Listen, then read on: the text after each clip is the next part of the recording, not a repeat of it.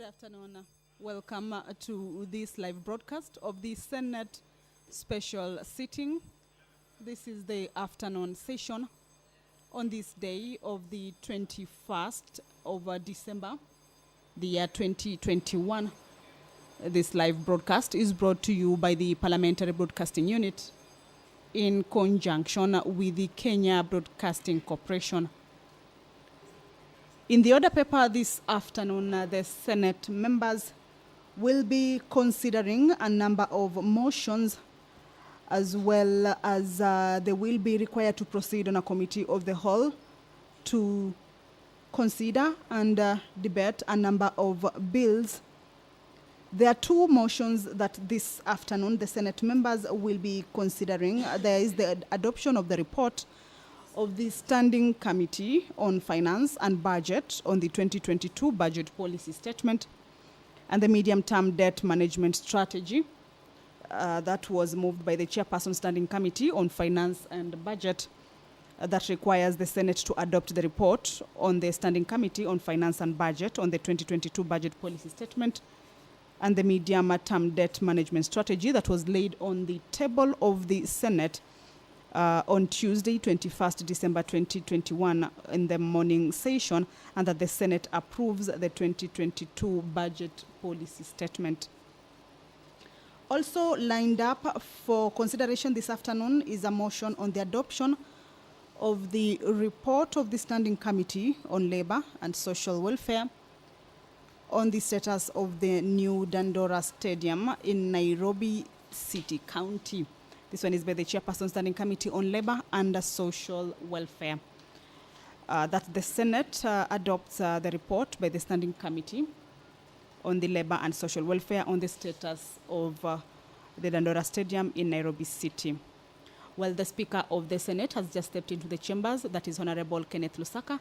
I will now hand you over for this live broadcast. Good afternoon. Let us pray.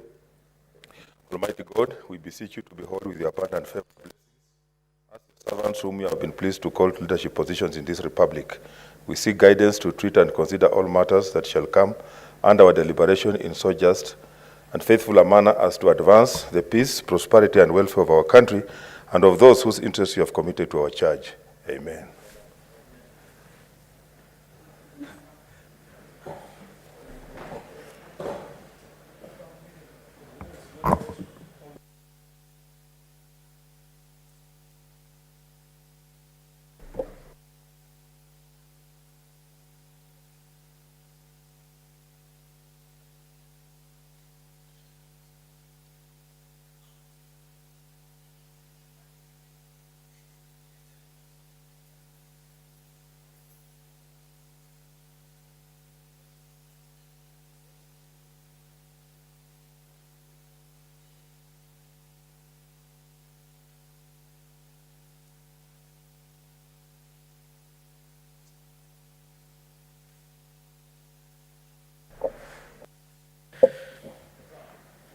Order number 1, administration of oath. Order number 2, communication from the chair. Order number 3, messages. Order number 4, petitions. Order number 5, papers. Chairman, devolution? Oh, yes, just walking in, huh? Chair, devolution.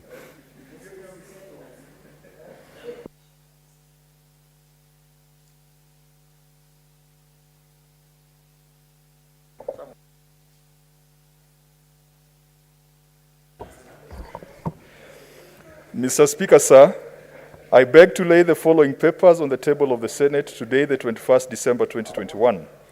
Report of the Standing Committee on Devolution and Intergovernmental Relations on County Oversight and Accountability Bill, Senate Bill number 17 of 2021. Report of the Standing Committee on Devolution and Intergovernmental Relations on County Government Amendment Bill, Senate Bill number 38 of 2021. And report of the Standing Committee on Devolution and Intergovernmental Relations on the Intergovernmental Relations Amendment Bill, Senate Bill number 37 of 2021. Thank you, Mr. Speaker.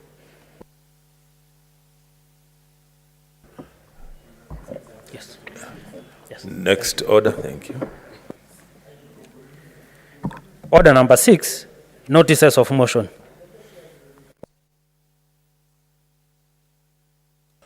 Senator Sakaja, I think he's on Zoom. Huh? He's doing it virtually. Yeah. He's not online.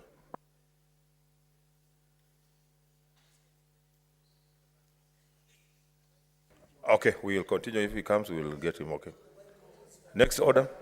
Order number 7, statements. Order number 8, motion, adoption of the report of the Standing Committee on Finance and Budget on the 2022 budget policy statement and the medium-term debt management strategy. Senator Chariot, you have 11 minutes.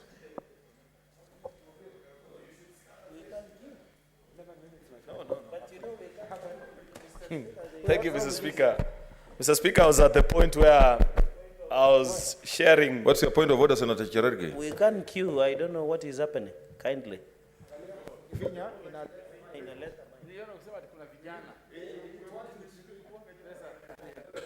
Okay, that will be sorted out in the meantime, as he speaks here. These Kalenjins, anyway, Mr. Speaker. Anyway, Mr. Speaker, I was at this point where I was speaking.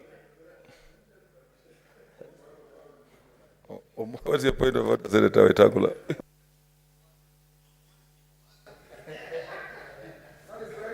Mr. Speaker, the distinguished and respected senator for Kericho to make reference to Kalenjins. Is there any single senator here called Kalenjins? Because the standing order are very clear. Every Senate, Mr. Speaker, you can see the continuing disorder. Yes. Take your seat, Senator Chariot. Commissioner. Every senator can only refer to another senator as Senator so-and-so. Or to follow my example, distinguished Senator so-and-so. So who is distinguished Senator Kalenjin here? Senator Chariot. Thank you, Mr. Speaker. I think I was referring to two senators who come from the Kalenjin land. That's why I said the distinguished senators from the Kalenjin nation should behave like parliamentarians and not like the at Kimalel goat auction, Mr. Speaker, because that's what the two senators were doing. Anyway, Mr. Speaker, back to the point that I was prosecuting just before we went for lunch. I was speaking actually of the bewilderment and the shock that many of us got as we observed what was happening at the Namanga border, where we were informed to our utter shock by officers manning that border station that the norm nowadays, Mr. Speaker, is that you have hundreds of lorries lining up from Tanzania bringing in goods from Kenya and nothing completely that leaves Kenya. Perhaps, in fact, that officer did mention that the only thing that we see leave Kenya from Kenya to Tanzania is Brookside milk, Mr. Speaker, and you know the connections therein. That's why they are able to secure such deals, Mr. Speaker. It's unfortunate. It points out to the mismanagement that we've made of our economy. And I did mention, Mr. Speaker, that that is still evident in this budget policy statement. The desire to invest in huge capital-intensive infrastructure projects whose motivation, Mr. Speaker, is a 10% kickback that many of these mandarins are actually chasing.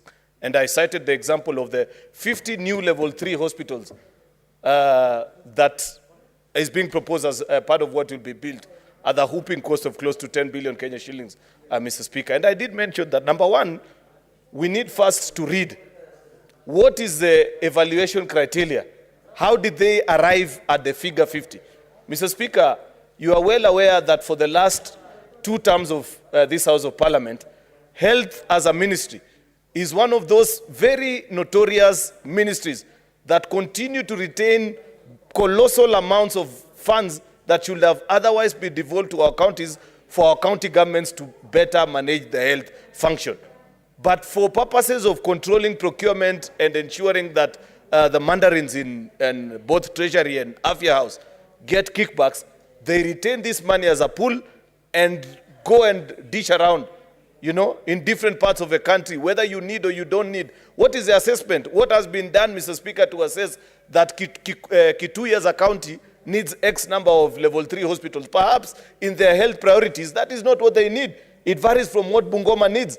And the same can be said of all the 47 counties. Therefore, Mr. Speaker, this centralist attitude that continue to be seen even in our budget is something that we need to move away from. And as a committee, we have made our statements that come the time where we shall be handling the Division of Revenue and County Allocation of Revenue Act, until we are satisfied, Mr. Speaker, that there is need for these 50 new level 3 hospitals and the counties where this distribution will be given, because we understand, Senator Moses Wetangula has mentioned times without number on this floor, how certain people in their minds, the map of Kenya only revolves around the provinces or the districts where they were born. They don't imagine that there's a Kenya bigger than themselves. And we have seen how they've done with Ministry of Agriculture, where they put some of these funds that you're mentioning, Mr. Speaker, to the utter exclusion of the rest of the country and more deserving cases, Mr. Speaker. I did mention before we went on break that indeed, Mr. Speaker, if President Uhuru Kenyatta believes the speech that he read before the nation on the Jamhuri Day of 12th of December this year, that BBI continues to be a deferred dream, that BBI was all about sending additional resources to our counties, then let him not oppose the proposal of this committee to have 539 billion Kenya shillings go to our counties. Because it will be clear to the nation that indeed he believes that 35% of the resources that, that are shared amongst ourselves as a country needs to go to the counties. You do not need to do actually a constitutional amendment. The Budget and Finance Committee of the Senate has proposed a better way at how to achieve it. So let us see what will be the reaction of Treasury, so that we see whether indeed the President believes in the statements and the things that he has been mentioning in the public. Mr. Speaker, as I draw to a close, debt continues to be a nagging issue.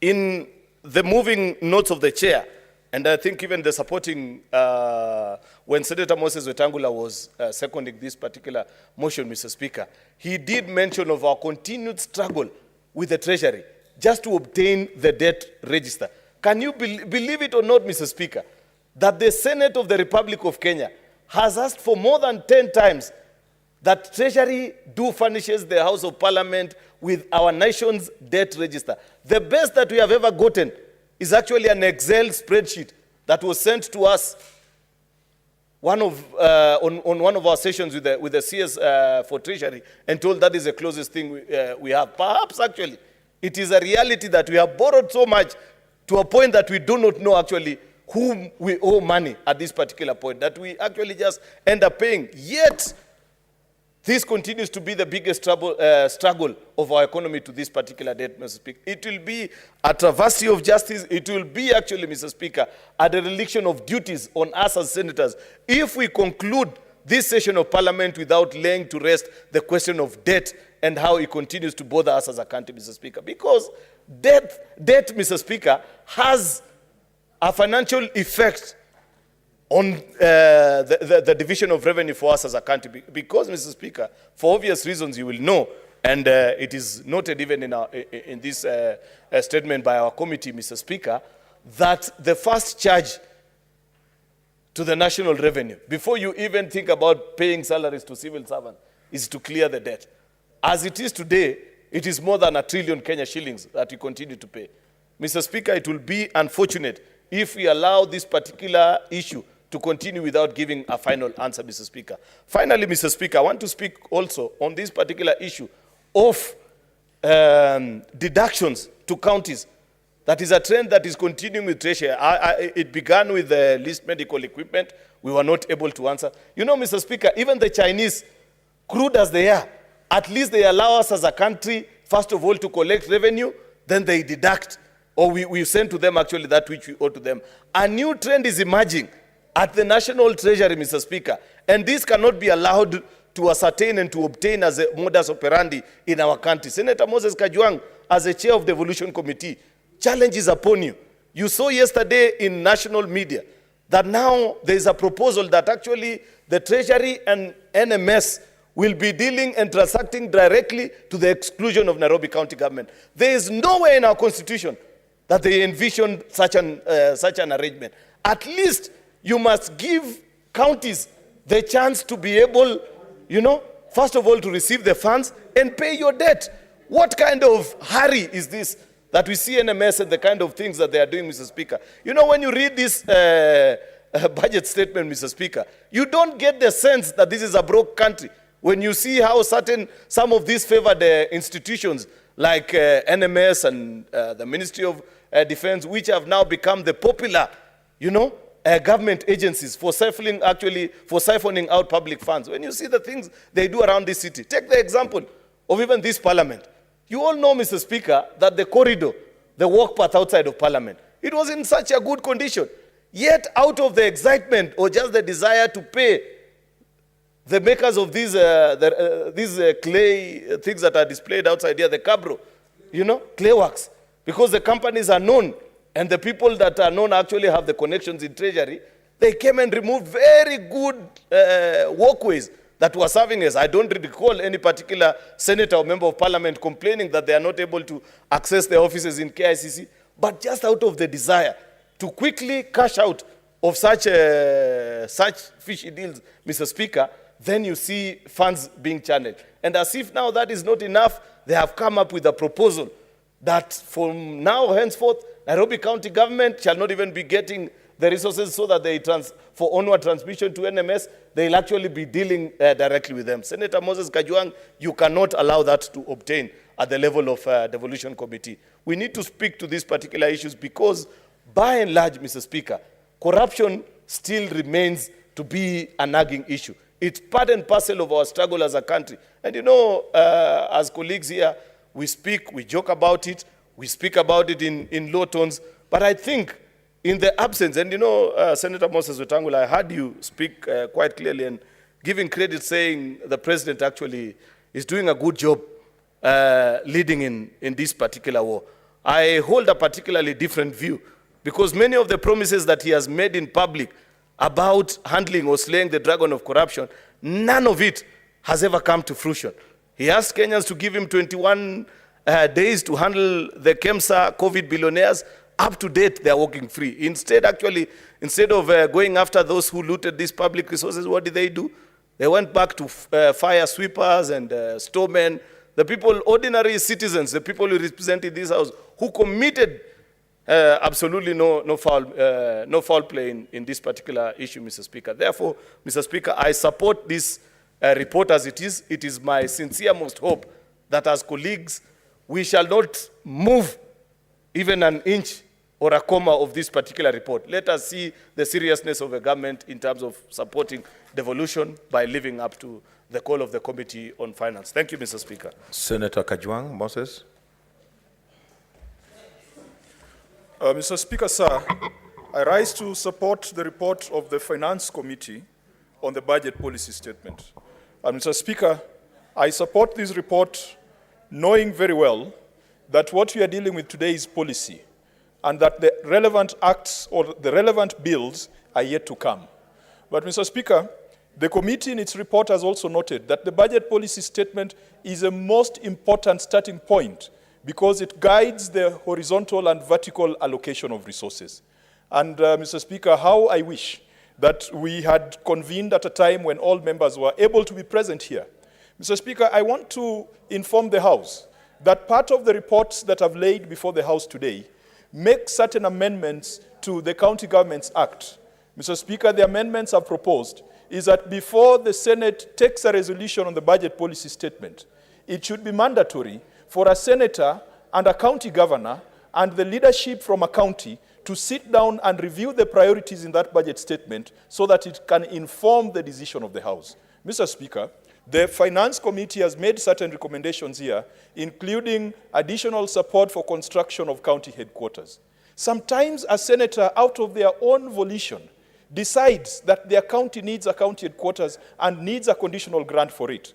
But we are not getting instructions from our governors. Our governors are not keeping us informed. They are not advising us. They go and sit at IBEC with the deputy president and make some agreements and leave the Senate to do the heavy pulling as far as resources to counties are concerned. Mr. Speaker, we have said it in the past that this money we are talking about is not money that is going to govern us as personal individuals. This is money that is going to the people out there in the counties. And so despite the fact that we have seen conversations at IBEC that have agreed that we send 370 billion, it is a responsibility of this Senate to size and to cost the needs of devolved functions. And if the Senate believes that county government should get more, then so let it be.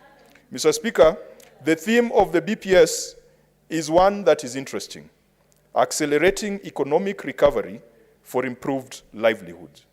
Mr. Speaker, one would have expected that a budget that comes not even post-COVID. You know, when these guys were doing this budget, they had a post-COVID thinking. And we now know that there's nothing like a post-COVID era. We are going to be in a COVID era for as long as God knows. Mr. Speaker, one would have expected that a COVID budget would prioritize two things: lives and livelihoods. And when it comes to lives, it should be so clear the interventions that the government intends to put in place when it comes to healthcare. And because healthcare is devolved, Mr. Speaker, we should have seen an increment in allocation of money that goes to counties because they are the ones who offer primary health services. Mr. Speaker, we should have seen a reflection. We should have seen an increment in the amount of resources that are being dedicated to things like mental health. Mr. Speaker, we have not seen in this budget policy statement the government prioritizing lives, and yet we are in a COVID budget. The other aspect will be on livelihoods. Mr. Speaker, we would have seen this budget policy statement. Because it is a policy statement, we would have heard the government saying that foreclosures as a result of the COVID pandemic shall be mitigated. That is what civilized governments are doing. They are doing foreclosure protection. Some governments are doing paycheck protection. Some governments are making sure that if you've taken a mortgage and you are unable to pay because of the pandemic, there is an action plan that has been initiated by the government to ease the pain. We are seeing none of that. Mr. Speaker, even the students who have to pay higher education loans board loans back, we are not seeing policy proposals that there are going to be rebates so that there's some breathing time for them.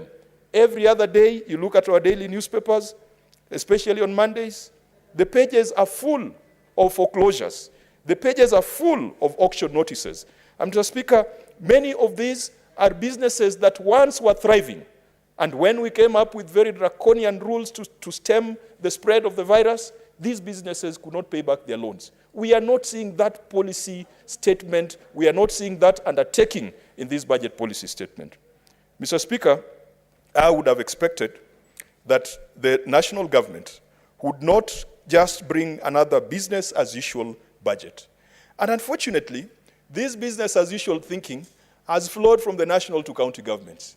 If you look at county government budgets, they are budgets that were done on the assumption that we are in a post-COVID era, and they are budgets that are just, in fact, the county budgets are not incremental because they knew they were going to get 370 billion. They've just made the same allocations to roads, the same allocation to health that they made before. They have not shifted their priorities. Mr. Speaker, again, even if you did not consider that we're in a COVID era, the president's pet subject is a Big Four agenda. What in this budget policy statement, and I asked the person from the Parliamentary Budget Office, what is it in this budget policy statement that tells me that manufacturing as a core pillar of the Big Four agenda is going to receive significant support? Because this is effectively President Uhuru Kenyatta's final budget. I don't see it anywhere. I don't see any policy declaration or proclamation that will give space to our export processing zones. Mr. Speaker, you know, even some of the money we are getting through the Africa Growth and Opportunity Act, the EPZ and the farms that are in Athi River, very soon in 2025, AGOA is expiring. We are not seeing the government's proactive policy view. They are not seeing ahead to tell us what is going to happen to the manufacturing sector. And we know how much AGOA has supported the manufacturing sector, particularly the textile industry. I would have wished to see, if it is health, which is part of the Big Four agenda, what is that big thing? And interestingly, This budget policy statement talks of a stimulus package. A stimulus package, and it sounds really nice until you look at the amount that has been allocated to it. 26.2 billion Kenya shillings. Out of 3.0309 trillion, 26 billion has been allocated to COVID stimulus package. This is an embarrassment. If you look at the breakdown of that, you are told to agriculture there'll be 1 billion. You are told to whatever sector, it's just splitting 1 billion, 1.5 billion. So Speaker, the Treasury needs to get serious. And I wish that we had enough time to talk about this, and we had enough time to force the Treasury to rethink some of the priorities that they've put in there. There must be greater connectivity between what we are doing as a budget policy statement and the situation the country finds itself in, that we are not post-COVID, we are in the COVID era. Mr. Speaker, this policy statement has made some very interesting revelations. For example, when it comes to issues of jobs, we are being told that 700,000 jobs have been lost in the previous year. 700,000 jobs.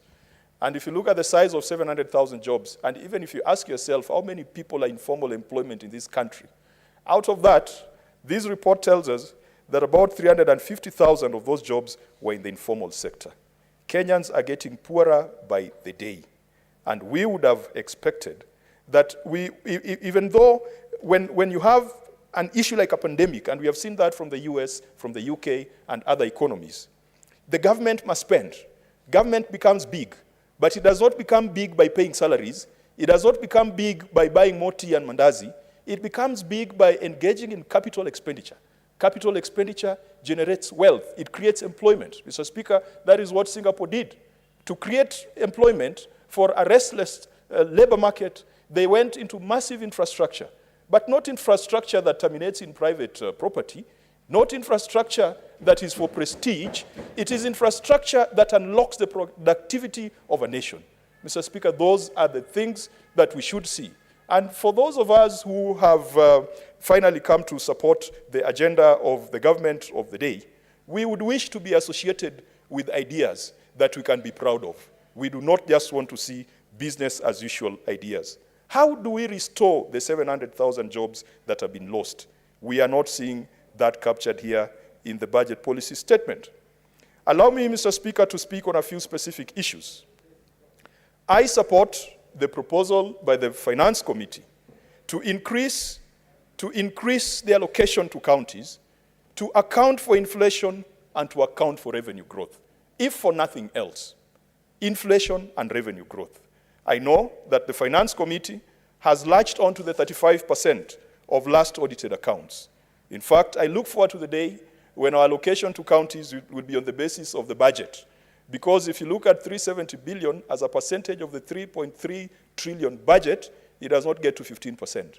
And I wonder, and my friend Opio Wandai chairs the Public Accounts Committee in the other house, and he has chaired it for the last 4 years, I wonder why we are still talking of 2017, 2018 audited accounts. Why we cannot be talking about 2018, 19, or 2019, 2020 audited accounts. I know that the Public Accounts Committee in this house has moved further, and they could be considering the 2019-2020 audited accounts. So we must also put pressure to bear to our colleagues in the other house that their delay in processing and approving accounts is leading to significant losses to counties. Mr. Speaker, I would support in future a constitutional amendment that would be looking at an allocation being a percentage of the budget rather than historical figures.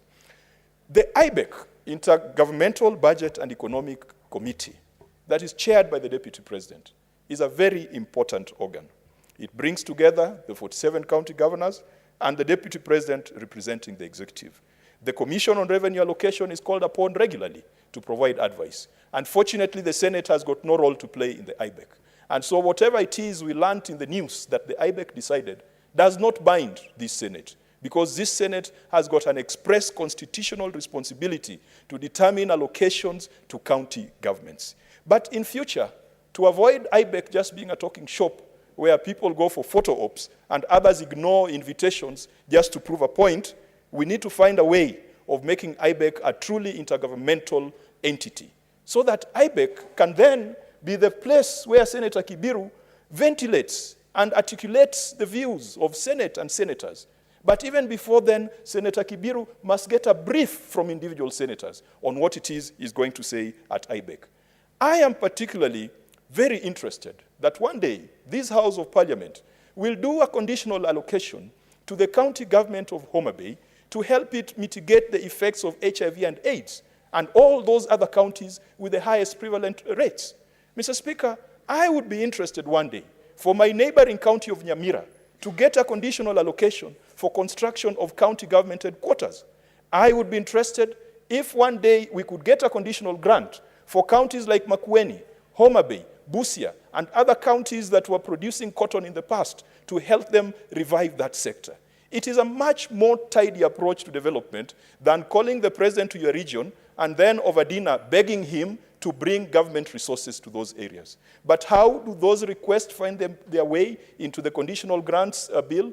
Mr. Speaker, right now we don't have a framework. And so every senator is left to guess. Every senator is left to lobby Treasury for that. The second thing I want to speak to, which is very specific to county governments, is on pending bills. Mr. Speaker, when the first crop of governors left office, those who left office, the new crop of governors refused to pay the bills that were left behind by those governors. And to date, some counties, suppliers, contractors have not been paid. People have been auctioned. Others have died miserable deaths. Others, their children have had to leave school. Every time there's a change of administration, the new government talks about setting up a task force. That task force is expensive. And that task force does two things. It kills the contractors who are seen to have been sympathetic to the former governor, and it also introduces some ghost and phony contracts and bills for those associated with the incoming governor. Mr. Speaker, this has been a charade. The former Auditor General, Eddie Ouko, just a few months before he left office, he did an audit, a thorough audit, and he submitted his report to the Public Accounts Committee, and I was sharing it at that point.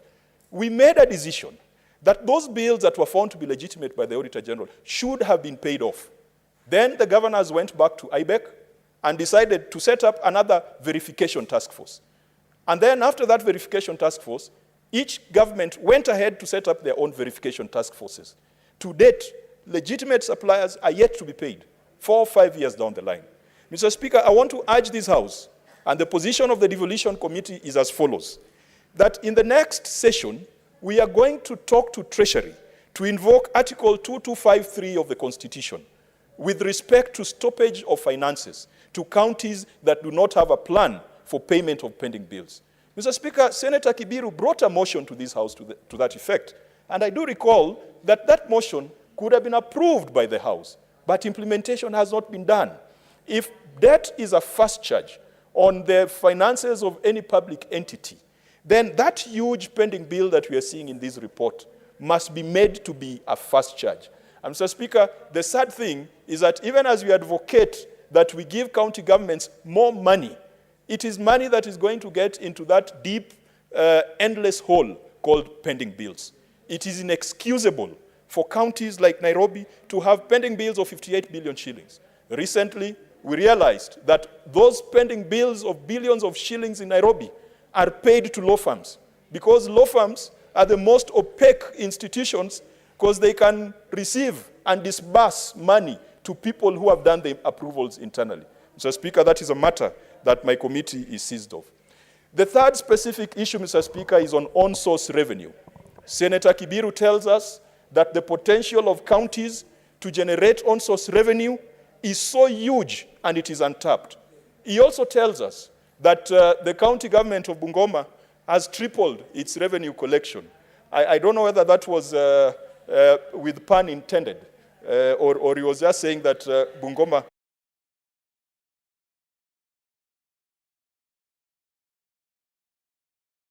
Homa Bay, the revenue collection has shrunk to levels below devolution. Mr. Speaker, even as we ask for more money for county governments, we must ensure and we must demand accountability for on-source revenue. These guys still continue to collect money from women in markets, and they have gone ahead to militarize the process. In almost every county now, when a governor is addressing the public, there'll be some goons in uniform and holding rungus. And Mr. Speaker, I saw that and I was really disappointed. If you, as a governor, you can have people holding rungus in uniform and uniform funded by the same people you're holding rungus against. They go to market centers, they use those rungus to enforce collection. And yet, that money is not reflecting in the accounts. Mr. Speaker, we must demand on source revenue, automation, full automation of all revenue streams across all county governments. We must demand that accountability and issues of utilization of funds at source must be brought to a stop. And Mr. Speaker, if we can find a way of linking the recommendations of the Public Accounts Committee and the various committees of this House to Article 225 of the Constitution and to Section 94 of the PFM Act, that says in the case of persistent breaches of the law and of the Constitution, the CS Treasury, on a resolution of Parliament, can stop transfer of funds. We have enough evidence, Mr. Speaker, to warrant that kind of interaction. Finally, on intergovernmental relations, the allocation to the Devolution Ministry has shrunk significantly.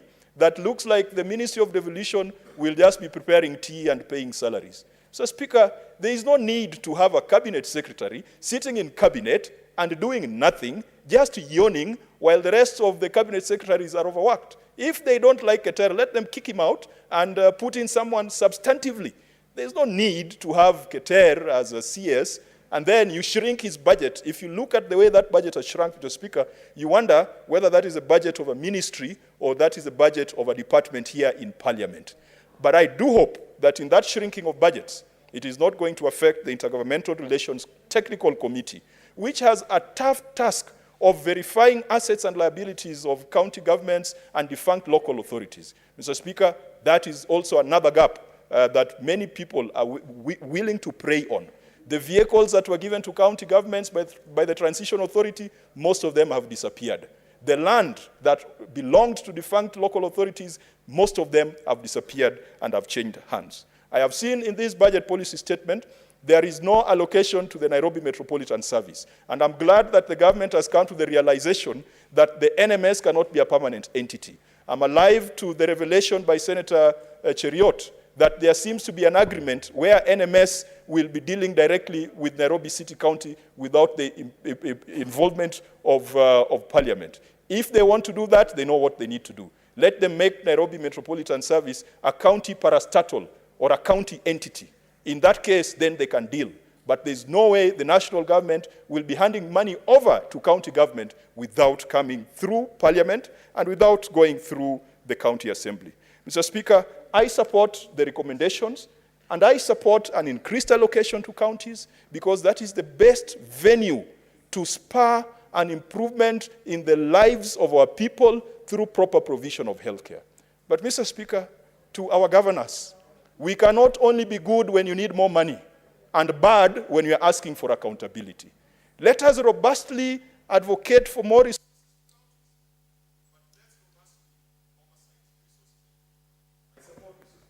Senator Kipchumba Murkomen.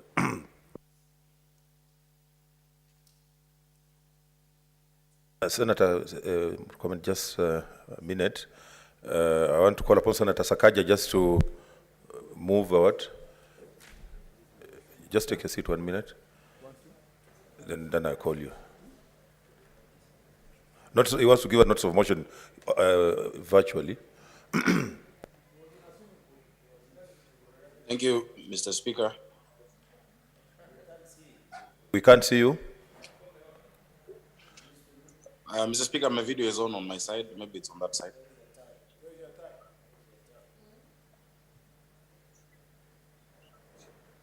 Mr. Speaker, I beg to give notice of the following motion, that the Senate adopts the report of the Standing Committee on Labor and Social Welfare on the status of the new Dandora Stadium in Nairobi City County, laid on the table of the Senate on Thursday, the 2nd of December, 2021. Thank you very much, Mr. Speaker.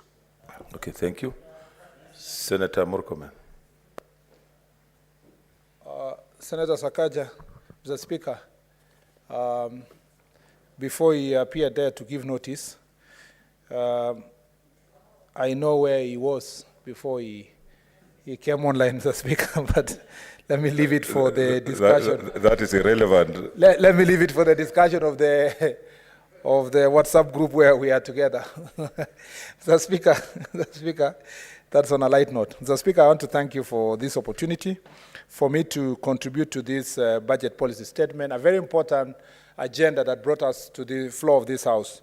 Mr. Speaker, this budget policy statement is significant in the sense that, Mr. Speaker, it's the last one before, it's the last budget policy statement under the presidency of President Uhuru Kenyatta, and therefore gives us a good review of the performance of this administration, especially in the last 5 years. Mr. Speaker, this budget policy statement is important because also through budget policy statements we are able to see what is the guiding principle or the policy position of government in the various issues that it's trying to pursue.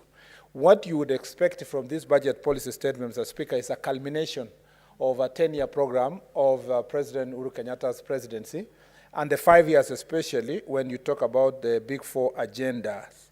Mr. Speaker, unfortunately, scanning through all these documents, a little is said about the Big Four agenda. Mr. Speaker, little emphasis is given to the important programs that were promised to the people of Kenya in 2018 when this administration, Mr. Speaker, after winning elections and after shaking hands with the opposition to form a quasi-government of national unity that with a shared power of President Uhuru Kenyatta and former Prime Minister Raila Odinga. And Mr. Speaker, from 2018, it has been a very sad story of government programs, particularly the budget policy, particularly the Big Four agenda, which we promised the people of Kenya to be implemented the second term of President Uhuru Kenyatta, has taken a backseat. And as you know, Mr. Speaker, it has been a chase of, Mr. Speaker, a mirage known as BBI, which is anchored on changing the constitution to create positions for us who are in political power. Mr. Speaker, this budget policy statement, though, speaks directly to things that are real about the status of our economy. It speaks about the status of debt, Mr. Speaker. It speaks about the economic growth, how, Mr. Speaker, we have stagnated. And, Mr. Speaker, this also budget policy statement paints a very gloomy picture about the future of our resources in terms of towards shared resources to county governments and national government and towards development, particularly as a result of debt, Mr. Speaker, that is skyrocketing. Mr. Speaker, when I moved a motion in this House to extend the ceiling, the debt ceiling, Mr. Speaker, the argument that was given by the Treasury was that, Mr. Speaker, we are doing so to restructure our debt and to be able to create an avenue for us to repay our debt, but give room for us to work on our economic growth. Mr. Speaker, that remains a mirage. It's become failed promises for the last 3 years. Mr. Speaker, it's been about borrowing. And as Senator Kajwang captured so well, there is nothing wrong with borrowing for capital-intensive projects. In fact, when the American economy was in Great Depression after the First World War and the Great Depression that ensued around 1929 to 1930s, early 1930s, Mr. Speaker, the response of the Roosevelt administration was, Mr. Speaker, to engage in capital-intensive projects, which are the highways built in the United States. And Mr. Speaker, it was important that they engage in those capital-intensive projects so that they can open up, Mr. Speaker, the trade, interstate commerce in the United States of America and facilitate, therefore, trade among or within the United States among the 50 states. Mr. Speaker, the advantage of also engaging in those capital-intensive projects is that at the time when you are engaging in these projects, you are able to create employment for the many unemployed young people in your country. But the objective of those projects must have an end to it in itself, Mr. Speaker. There must be a linkage between the capital-intensive projects and the economic growth and the market. But, Mr. Speaker, like Senator Kajwang captured so well, if a project is being done to end up in somebody's land, somebody's gate, somebody's home, Mr. Speaker, or for purpose of just painting a very good picture that we have a very big road that is coming from airport to Westlands, Mr. Speaker, without that linkage as to how much trade it's going to contribute, Mr. Speaker, then it becomes counterproductive, because then you accumulate more debt and more debt, you suffocate the economy, Mr. Speaker, you suffocate the market, Mr. Speaker, and then you create the situation that we have in the country, where this budget policy statement, so properly captured by Senator Kibiru and his team, says that, Mr. Speaker, the danger of the debt, Mr. Speaker, the national debt, is that it is reaching a time where county governments will not get the equitable share they deserve, because debt, as you know, is the first, Mr. Speaker, payment to be defrayed from the resources that we receive. Yeah, the first charge on the national, Mr. Speaker, revenue from the consolidated fund, Mr. Speaker. Mr. Speaker, the second issue that I want to address is the county resources that go to the county. And Mr. Speaker, this is where I want Kenyans to follow so carefully. Mr. Speaker, 2 years ago, is it now 2 years, 1 year ago, Mr. Speaker, this House engaged in a serious conversation about, Mr. Speaker, county allocation of revenue formula as to how we are going to share our resources among our 47 counties. That debate, Mr. Speaker, created a scene in this country that has never been witnessed insofar as this Senate is concerned. It created factions within this chamber, Mr. Speaker. It created drama about some senators being arrested, others being, Mr. Speaker, cajoled, others being, Mr. Speaker, bought. There was a whole kind of drama that took place in this chamber. And, Mr. Speaker, eventually, Mr. Speaker, we came up with a very important formula whose guiding principle, Mr. Speaker, was a win-win, that no county should lose the resources that they were receiving by the time, Mr. Speaker, we were having this conversation. Mr. Speaker, it was at that point in time that a stalemate was broken by the executive promising that 370 billion was going to be given to counties to ensure that the formula that we had adopted will leave all counties, Mr. Speaker, at a stage where no county is going to lose resources. Mr. Speaker, after that, something called BBI came up. In this BBI, Mr. Speaker, the promise was 35% of of the revenue raised nationally was going to be given to county governments. Meaning, Mr. Speaker, this 370 billion in this financial year, with the projected revenue of 1.8 trillion, Mr. Speaker, being raised nationally, what we should be doing on the floor of this House, Mr. Speaker, is to divide the resources by giving county governments, Mr. Speaker, as promised by BBI report, 630 billion. 630 billion shillings. Mr. Speaker, what has been done by Senator Kibiru, a great proponent of BBI? What has been done by President Uhuru Kenyatta? He always laments. He has been lamenting up to today. Oh, you know, BBI was to give you more resources. I want to challenge President Uhuru Kenyatta. If you truly believe in BBI, 630 billion should go to counties this year, not tomorrow.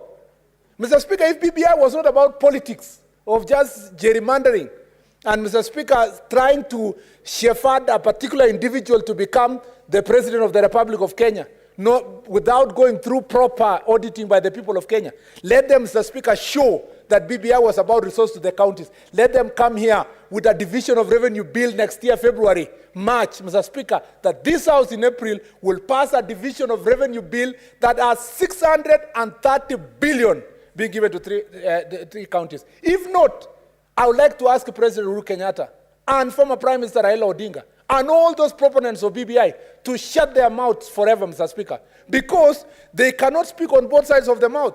On one hand, tell Kenyans that, oh, you know, BBI was about giving money to counties, and then come here and lie to the people of Kenya. And I want the people of Kenya to know that. Tell the people of Kenya, you are not going to get 1 shilling more than you got last year. Meaning, Mr. Speaker, this is Mr. Kibiru's report, Senator Kibiru's report. Mr. Speaker, who speaks on behalf of the President here, what does it say? It says counties' revenue will reduce from the 22% in this financial year. It will go to 17%, Mr. Speaker, of the revenue raised nationally. Mr. Speaker. What's your Mr. point of Speaker, order, this Senator should really Wetangula? make us. Order, I Senator. wish I was not interrupted on this very important point. It's not an interruption. The distinguished senator for Elgeyo Marakwet in order to consistently and persistently refer to this as a Kibiru report, when in fact it's a report of the Committee of Finance, to which even yours truly here is a member, and is a serious critique of the BPS. It is not a Kibiru report. Mr. Speaker, Senator Wetangula was in Parliament when Parliament passed what was called a Mwangale report, Mr. Speaker, or when they talk about There's another point of order. Omamo report. Doesn't mean, Mr. Speaker, there were no other members. There's a point of order from Senator Kibiru. Should be proud.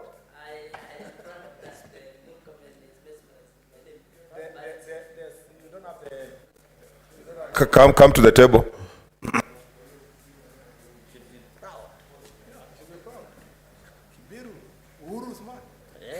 Yes, I don't deny that the president is a good man. But the point I want just to inform you, Senator Mulkomen, is that we did not recommend 370. We have recommended 485 billion. It is the National Treasury that, and the CRIs and the government that recommended that. But we as a committee, we went by the law and we have said that 5% of the audited accounts of 2017-2018. No, Mr. Speaker, that's exactly what I was saying, that in President Uhuru's government, he's proposing 370 billion. But Senator Kibiru, the right-hand man of President Uhuru Kenyatta, has brought a very serious critique of this report, saying that if we are going to go by 370 again, we will fall from the 22%, Mr. Speaker, we are at the moment, to 17%. And as we continue with the national debt and so forth, it looks like we're even going to go below the 15% required. And as Senator Kajwang captured so well, if the National Assembly had done its work to approve, Mr. Speaker, the county, the audited accounts, and we use the audited accounts of this financial year, the same way BBI says, Mr. Speaker, if we were to use the audited accounts of this financial year, Mr. Speaker, assuming that the accounts will be audited on time, we'll be talking now of maybe 13%, Mr. Speaker, of the national revenue collected nationally going to counties. What am I trying to say?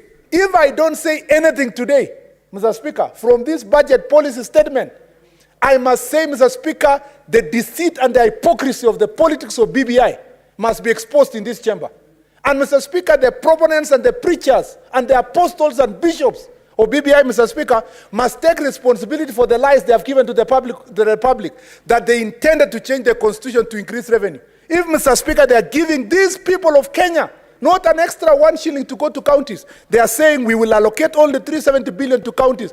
And this 370 billion is 17% of the revenue raised nationally using audited of accounts of 2017-2018, which, Mr. Speaker, if you apply the audited accounts of this year, even if it's not audited, as BBI was proposing, Mr. Speaker, we are nowhere close to 15%. Ye preachers, Pharisees, Sadducees, Mr. Speaker, who have been lying to the people of Kenya, we want to tell them, come ye out. Mr. Speaker, come out. Come out and own up to your lies and politics of conmanship. And Mr. Speaker, as this chamber, when we reach, and I thank you, Mr. the party leader of Fort Kenya, a man we surely respect, Senator Wetangula, for really capturing this point of 490 There is another point of order. That 490 billion is not Senator enough. Kajwang. Yes. Comment, take your seat. You look like you want to fly or something. Mr. Speaker, Senator Murkomen has consistently used the word liars. And members of this House cannot be accused of being liars. So I don't expect he was referring to members of this House. He could have been referring to people who are not here. Is it in order for him to accuse persons who are not here of dishonesty, knowing very well that they have no right to defend themselves? Mr. Speaker, I am speaking about the Pharisees and Sadducees, Mr. Speaker. I don't know whether Senator Kajwang considers himself one of the Pharisees, Mr. Speaker. Mr. Speaker, they know themselves. They are not in this chamber. In a manner of conversation, I have said, anyone who has promised the people of Kenya that we were going to get 35% of national revenue to the counties, Mr. Speaker, lied to the people of Senator Kenya. Kajwang, what is If, it? Mr. Speaker, There's another. Take your seat, Senator Murkomen. He's making very good arguments, and I really like the line of his argument. But the consistent use of reference to liars. Who is that liar? Is it William Ruto? Is it Raila Odinga? Is it Musalia Mudavadi? And Mr. Speaker, if that liar is not in this house, is it in order to accuse persons of lying, of dishonesty, and yet those people are not here and are incapable of defending themselves? What would have been easy for him is not to play around with Pharisees and Sadducees and just withdraw the liar bit. Because if the liars are in this house, Senator Murkomen, if the liars are in this house, then he needs to name them and substantiate. And if the liars are not in this house, then, Mr. Speaker, he cannot accuse people who are incapable of defending themselves. Perhaps he means William Ruto, maybe. But even if it was William Ruto, it is still not proper for him to call someone who's not in this house a liar without substantiation.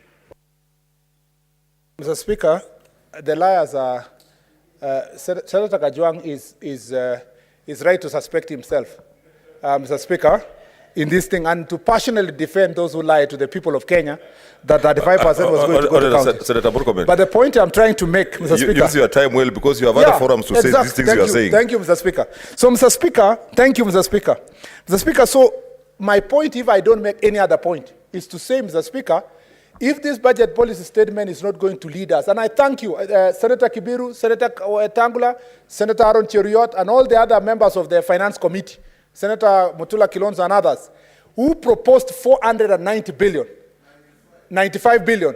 Mr. Speaker, I will be urging them, we improve it to the BBI proponent standards, Mr. Speaker, to move it to 600 billion that will go to counties. And we want President Uhuru Kenyatta to sign it by June next year, that law, so that then we know he is a true believer of this BBI has been talking about. Let him demonstrate. The Bible says, let your actions speak louder than your words. Mr. Speaker, speak using your words.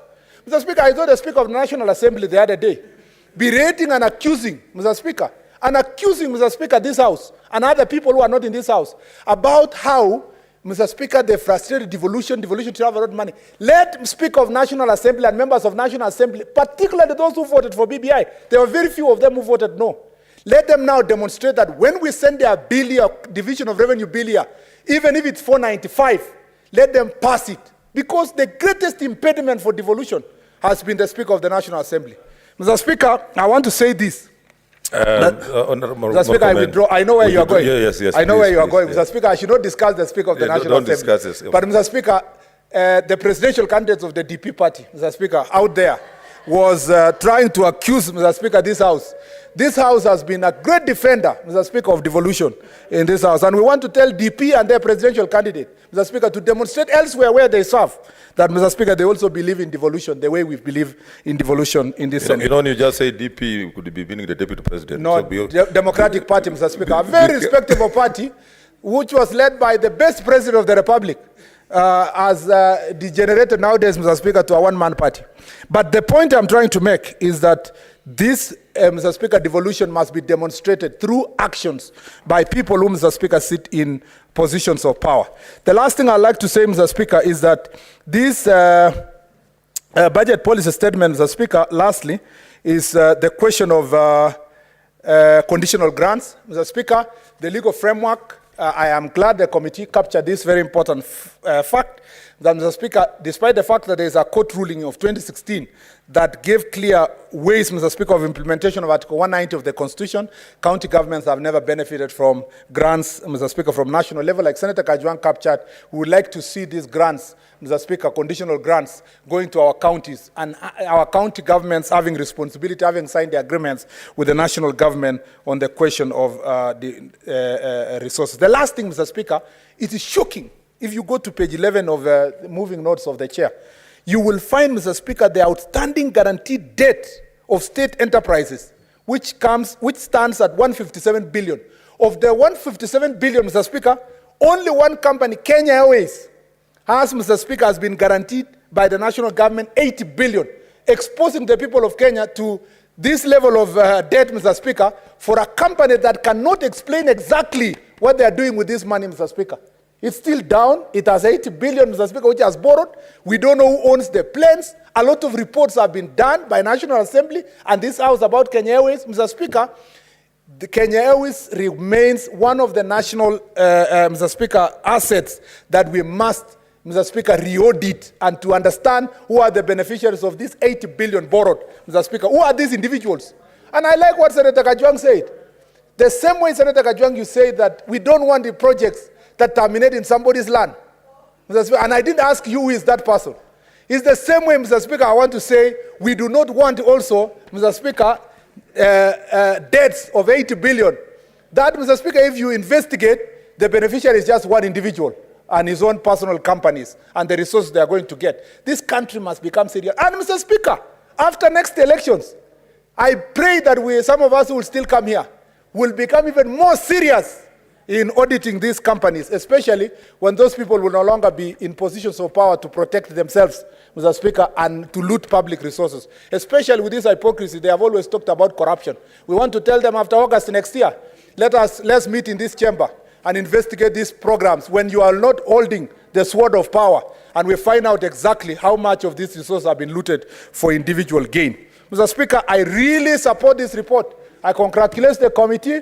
This is the right reason why we came here. I'm glad, Mr. Speaker, you did not cut time so that all of us can give our points, Mr. Speaker, and I believe we should support the 495 billion, but I pray that we increase another 100 billion, Mr. Speaker, 200 billion to get it to 630 billion, Mr. Speaker, in line with what the Pharisees in BBI had proposed. I thank you, Mr. Speaker.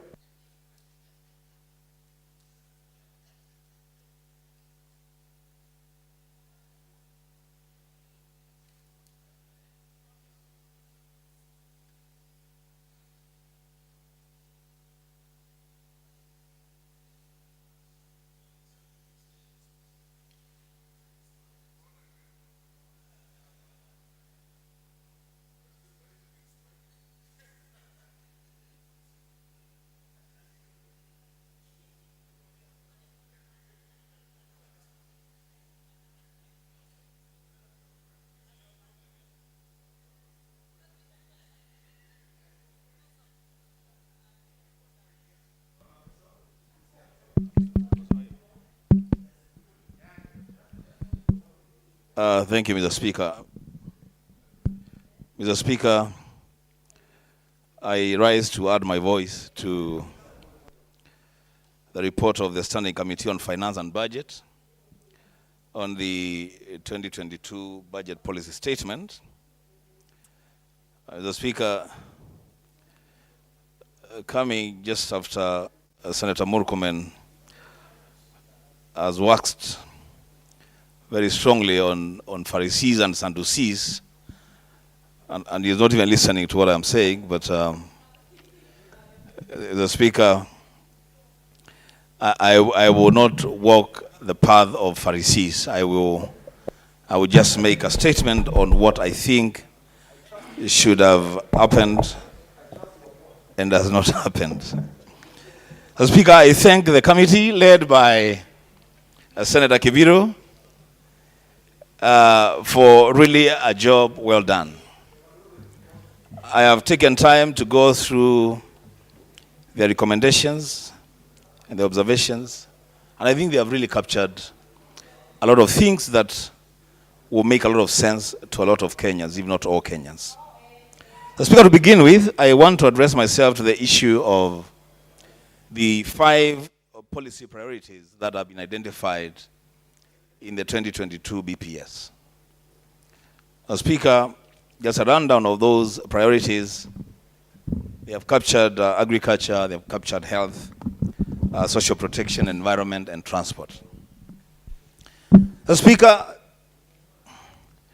the saying that agriculture is the backbone of our economy, I think is a cliche that as leaders, we must come to a point that we make a decision as to whether we are willing to walk the talk or just drop the conversation.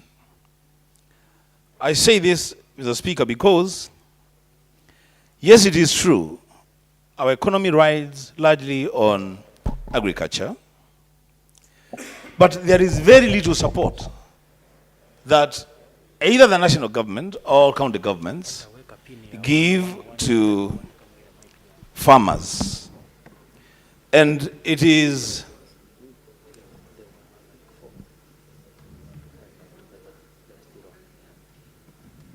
Speaker, I hope my time is being held.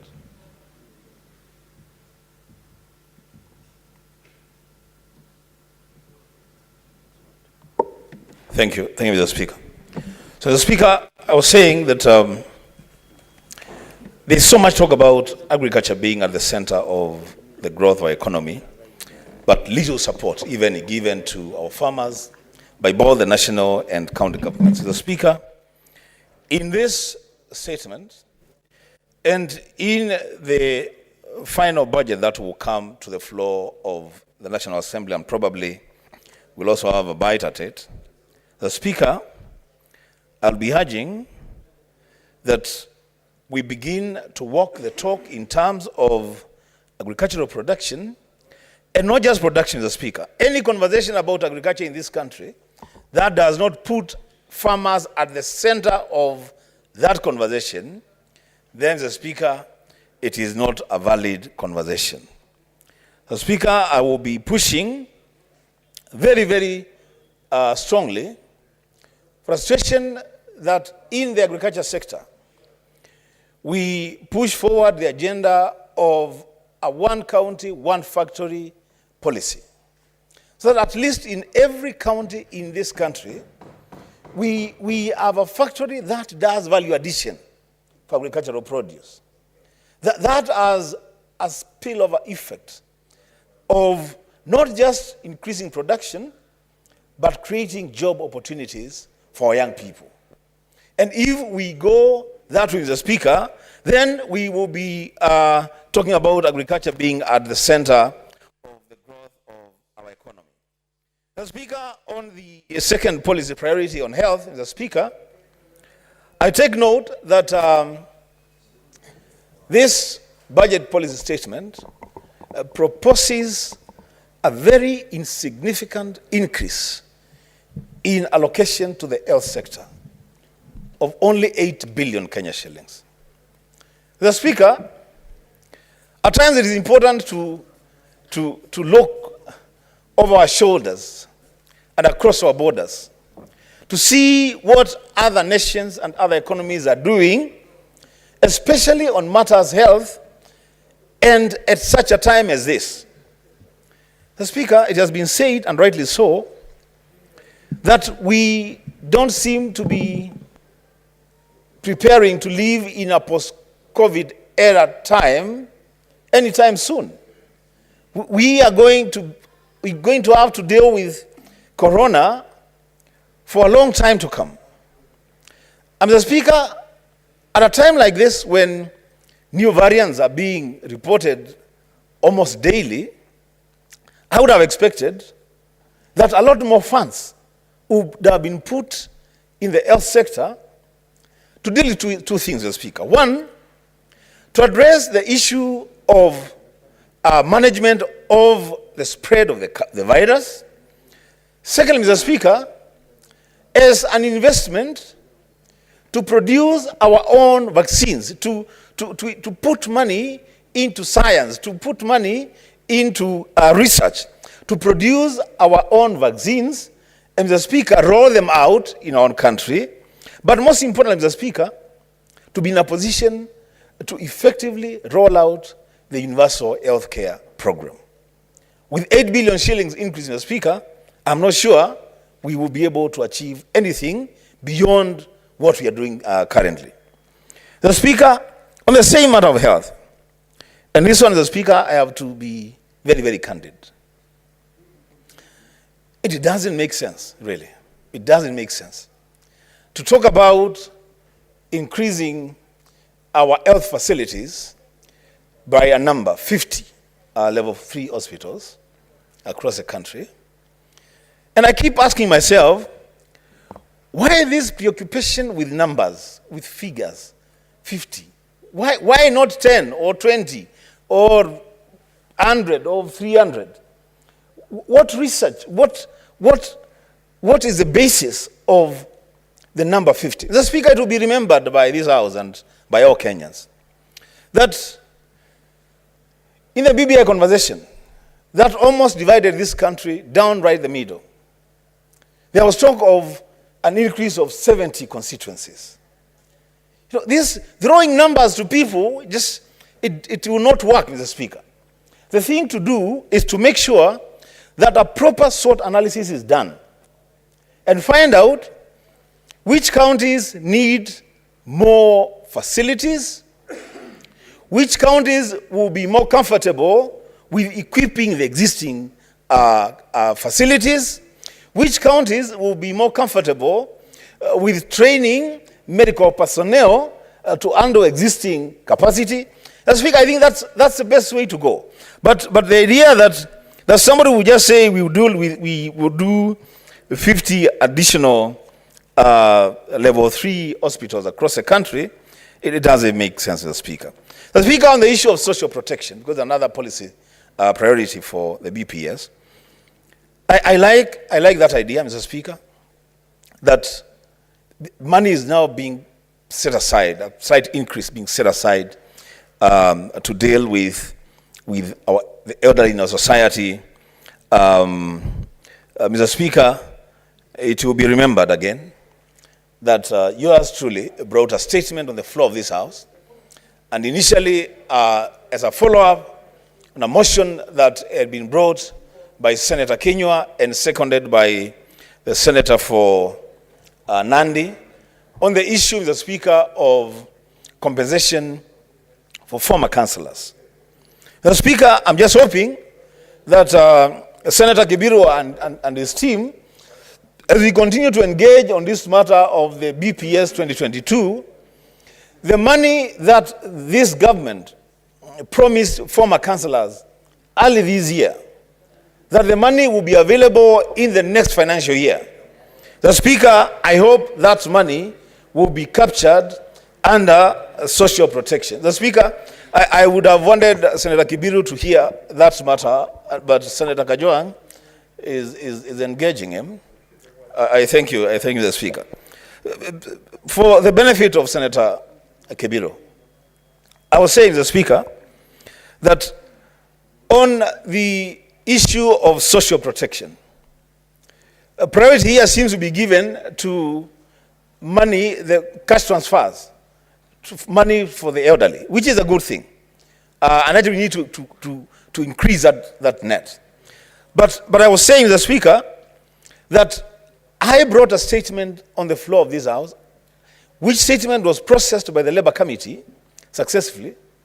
And this government promised to pay one-off gratuity to former councillors, amounting to around 12,000 of them. I'm just hoping, the Speaker, through you and through the committee, that under this social protection priority, that the money that was promised to former councillors will be made available, processed, and paid to them. As Speaker, as we said the other time when we were moving that statement, we continue to lose a lot of these councillors, very poor and under very deplorable conditions. Mr. Speaker, on the issue of the environment, which is another policy priority for this BPS 2022, I see that there is money set aside to settle all claims.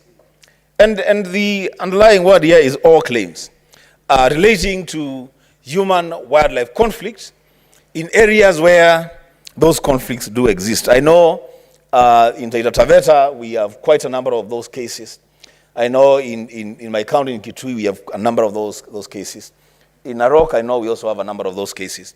It is my hope that these people, these claims, some of them dating to as long as, Mr. Speaker, 20, 25 years ago, that these claims, because the underlying word here is all claims, I'm just hoping that all those claims, Mr. Speaker, will be settled.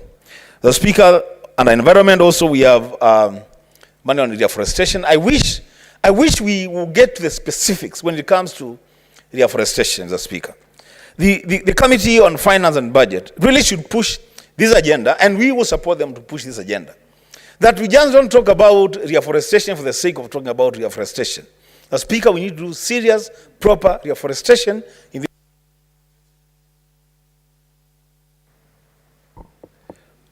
Mr. Speaker, I lost a minute, so thank you, Mr. Speaker.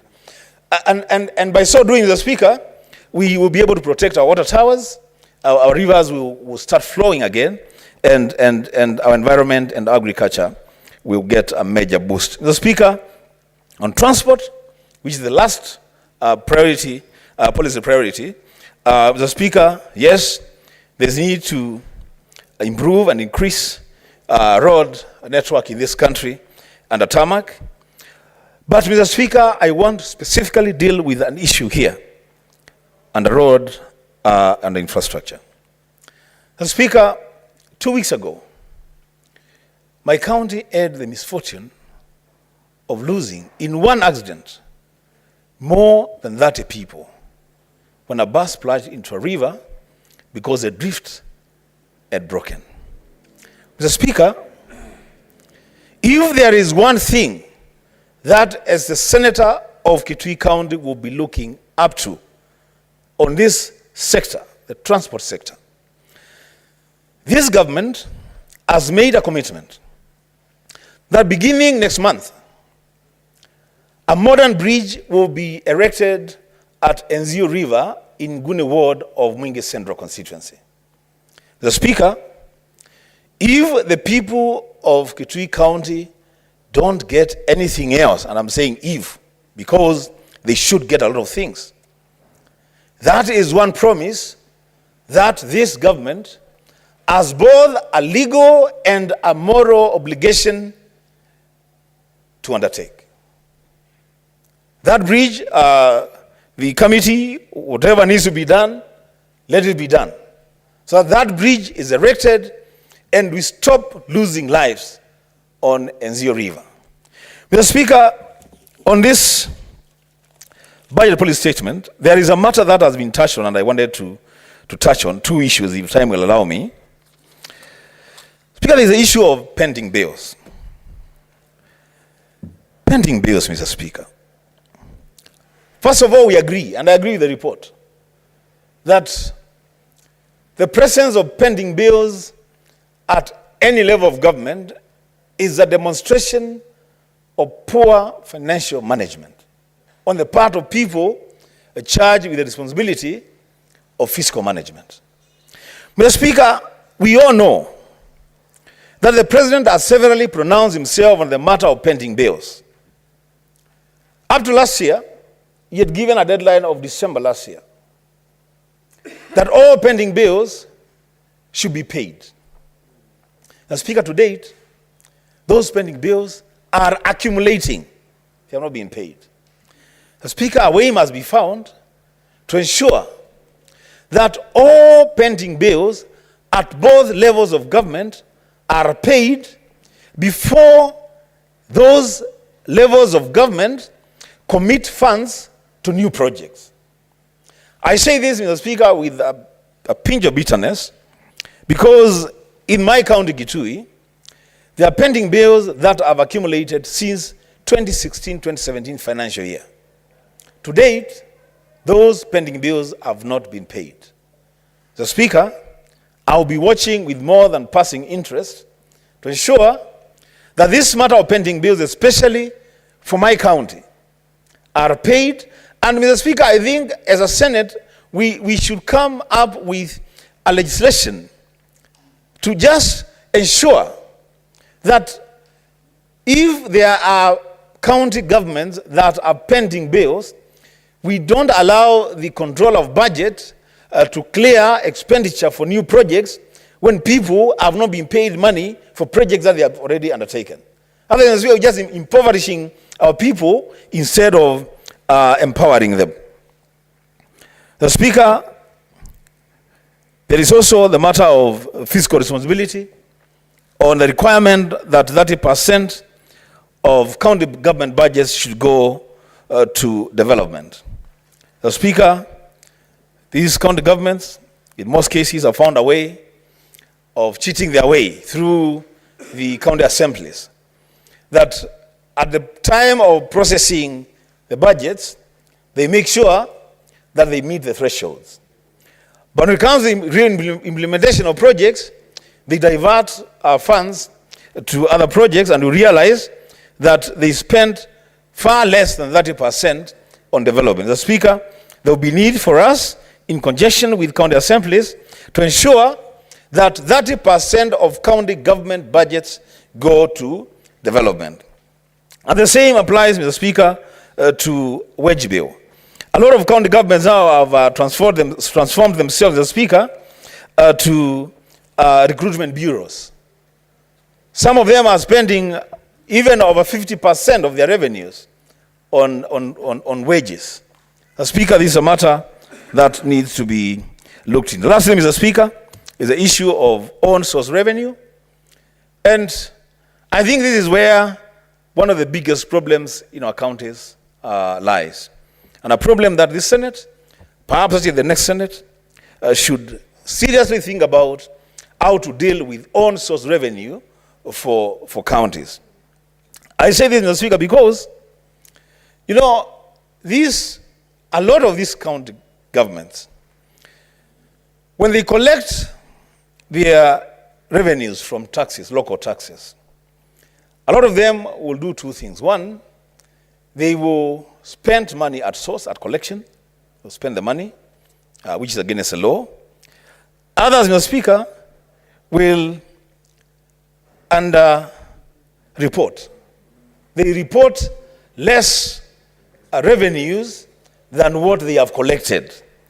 And so, instead of the ideal situation whereby county governments are supposed to increasingly collect more funds in successive years and relying less on allocations from the national government, we are now seeing a situation, Mr. Speaker, where county governments are collecting less and relying more on national government allocations. Mr. Speaker, lastly, on the issue of the allocation to counties, the committee, I want to thank the committee for proposing 495 billion, up from 370, and that is where we will stop. We are not going to budge on that one. We shall insist that counties must receive more than 370 billion Kenya shillings, Mr. Speaker, at least to deal with the issue of inflation. Because if we allow counties to be given 370 billion as proposed, then it means, in real terms, our counties will be having to spend less money in terms of value because of inflation. Mr. Speaker, with those remarks, I support. Senator Charargi.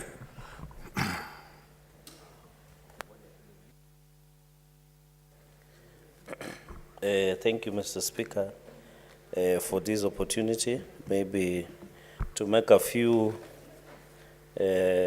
remarks on the committee reports, especially on this important constitutional duty that the Committee of Finance did.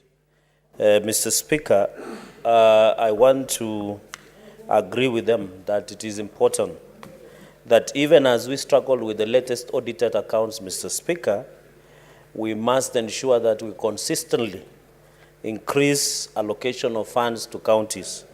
Mr. Speaker, the proposal to have county equitable shareable revenue at 4495 billion is very important, Mr. Speaker. And I think 495 billion, we are looking at a situation, Mr. Speaker, where we need to factor more of the resources to go to counties and ensure our counties and the people in the villages are able to get services within the reach at the village level, Mr. Speaker. Mr. Speaker, 495 billion, for example, Nandi is getting 6.9 billion. If this is approved, Nandi will get more than 9 billion, which will be very significant especially in the next third generation of devolution. And for some of us, God willing, who will be there, will ensure services are devolved and people can benefit directly from this additional funding, Mr. Speaker. Mr. Speaker, we cannot, and I think there is a misnomer in this country that you need constitutional change to be able to increase allocation. I know a number of us here in this House are aspiring to lead county executive in the near future, Mr. Speaker, and therefore it is important that the country knows that you don't need a constitutional amendment to increase allocation. I think what we need as a parliament, Mr. Speaker, is to ensure we fast-track latest audited accounts, because you can see the next budget will be a trillion in terms of trillion in trillion shillings, Mr. Speaker. And therefore, I really want to commend the committee. I think that is the only positive thing that I have seen the committee overworked on it in this report. Mr. Speaker, another issue that I wanted to comment, so the additional funds to counties will be very critical. Will the bursaries, issues of feeder roads, Mr. Speaker, issues of water, issues of ensuring that early childhood development teachers, ECD teachers, and ECD infrastructure are developed within our counties, Mr. Speaker. Mr. Speaker, another point I wanted to make, the second point, Mr. Speaker, is on the issue of agricultural sector, Mr. Speaker. Mr. Speaker, where us come from, predominantly the North Rift, Mr. Speaker, and specifically Nandi, over 90% of the great people of Nandi, and mostly the North Rift area, Mr. Speaker, including your region, rely heavily on agriculture, Mr. Speaker. And therefore, you are aware at the moment, Mr. Speaker, because you also in your county plant maize, that sadly, the fertilizer prices have been shooting up astronomically. From 2,700, Mr. Speaker, to 5,500 per 50 kilos of fertilizer. Even as we go to the next planting season, we can see the short rains are there, Mr. Speaker. In my county, we have sugarcane farmers, we have tea farmers, we have maize farmers, we have coffee farmers in Nandi. And you can imagine buying a 50-kilo bag of fertilizer at 5,500 from 2,700 after the subsidy was removed. So, Mr. Speaker, I would have expected, since agriculture is one of the key functions that was devolved, that the issue of national fertilizer subsidy program should have been included. We are aware the pricing of maize in our is not as envisaged, because, Mr. Speaker, we expected our maize 50 kilos bags at least to go up to around 3,000 to 3,500, Mr. Speaker, as opposed as 2,700 that we are having at the moment. So, Mr. Speaker, I think there is a consistent agenda to undermine agriculture sector as a whole, because agriculture is what most Kenyans in rural areas depend as a form of economy, Mr. Speaker, from even dairy farming in terms of inputs. And that is why some other time I had, Mr. Speaker, somebody saying in this country, why are we still importing eggs from Uganda? We are importing eggs from Uganda because we can't support our agriculture, Mr. Speaker. The answer is very obvious, because you can't ask the question. And in that meeting, Senator Ledama Olekina was seated in that meeting, and somebody was saying, why are we importing eggs from Uganda? Yet they know very well, Mr. Speaker, that they can't give funds to the agriculture, Mr. Speaker. So the answer is more than obvious that we need agriculture, Mr. Speaker, that the funding, even, Mr. Speaker, when we are talking about, we saw issues of tea, Mr. Speaker, when the President was talking about post-COVID recovery. Maize was not mentioned anywhere, Mr. Speaker. So you can't blame that we are importing eggs, we are importing maize from Uganda or any other. I can see there is a war, trade war that is coming between Uganda and Kenya because of the imports and exports here and there. The agriculture sector, Mr. Speaker, we should really push to ensure that we increase funds, that we continue, Mr. Speaker. Another danger that is undermining agriculture in this republic, Mr. Speaker, is very simple, that the national government is still doing the functions that have been devolved, like livestock, fisheries, agriculture sector, water and sanitation and irrigation, among others, Mr. Speaker. These are some of the things that have already been devolved after Chapter 4 of the Constitution of Kenya. So these clawback clauses that the national government, Mr. Speaker, continues to undermine will not ensure that our counties, these functions are devolved, Mr. Speaker, and it is very sad that there is a reduction in allocation of agriculture sector from 75.7 billion to 63.9 billion, representing a decrease of 15.6%. And therefore, Mr. Speaker, we should consistently, because if you are not resource more to the counties and to the counties in terms of agriculture sector, Mr. Speaker, it means our people who largely depend on agro-economy within our structures that we have, Mr. Speaker, it will be very hard, Mr. Speaker, to be able to even provide food. And you know, Mr. Speaker, when the prices of food go up, the inflation automatically will go up. So if we cannot manage the pricing, that we should minimize the inputs, especially in the food production, and maximize the output, then we can manage the inflation rate, and therefore the cost of living will automatically, Mr. Speaker, come down. Mr. Speaker, another issue that I wanted to note there is on the issue of, Mr. Speaker, the issue of health sector, Mr. Speaker. I think even with this post-COVID season, we still have a challenge where issues of vaccine, and you know there is over-reliance, Mr. Speaker, on the issue of donor. And somebody has questioned, Mr. Speaker, the shelf life of some of the COVID donation, vaccine that we are receiving in this country. And you remember the Minister of Health at that time was threatening Kenyans that if you are not vaccinated, you cannot access government services, which is a clear and blatant violation of the law, Mr. Speaker. And therefore, even as we rely, I think, Mr. Speaker, Kenya and Africa have what we call poverty mentality. That even with the donations of vaccine that we are being given, people are now questioning the shelf life of such vaccine and ensure that the country can be reopened. Of course, with the fact that there is a new variant that is ravaging the country and the world. But even we should be increasing more funds to go to the health sector, Mr. Speaker, so that it becomes easy. In as much as we are talking about universal health coverage, Mr. Speaker, we should be ensuring that we give more level the hospitals that we have within our sub-counties, and even at the level of the county level, Mr. Speaker. At least we should have at least by region, Mr. Speaker. You can see Moi Teaching and Referral Hospital, and I want to congratulate the management of Moi Teaching and Referral Hospital. I saw they were number one, and then secondly was followed by Nairobi Hospital, Mr. Speaker. I think in as much as Moi Teaching and Referral, Mr. Speaker, it is almost serving the entire of Western Kenya, Nyanza, part of Narok, all the entire of Rift Valley. All the cases are being referred to Moi Teaching and Referral Hospital. But, Mr. Speaker, if we were able to build the referral hospital like Coast General Hospital, ensuring that it's properly functional, we have Kenyatta National Hospital, we have another one, maybe Jaramogi Oginga Odinga General Hospital, maybe in Kisumu to serve the Kisii and Luo Nyanza. Mr. Speaker, it would have been very better. So, this means we should allocate more resources. But I think the danger we are talking about, Mr. Speaker, is the clawback clauses, because essentially, Mr. Speaker, the issue of health sector has been largely devolved, Mr. Speaker.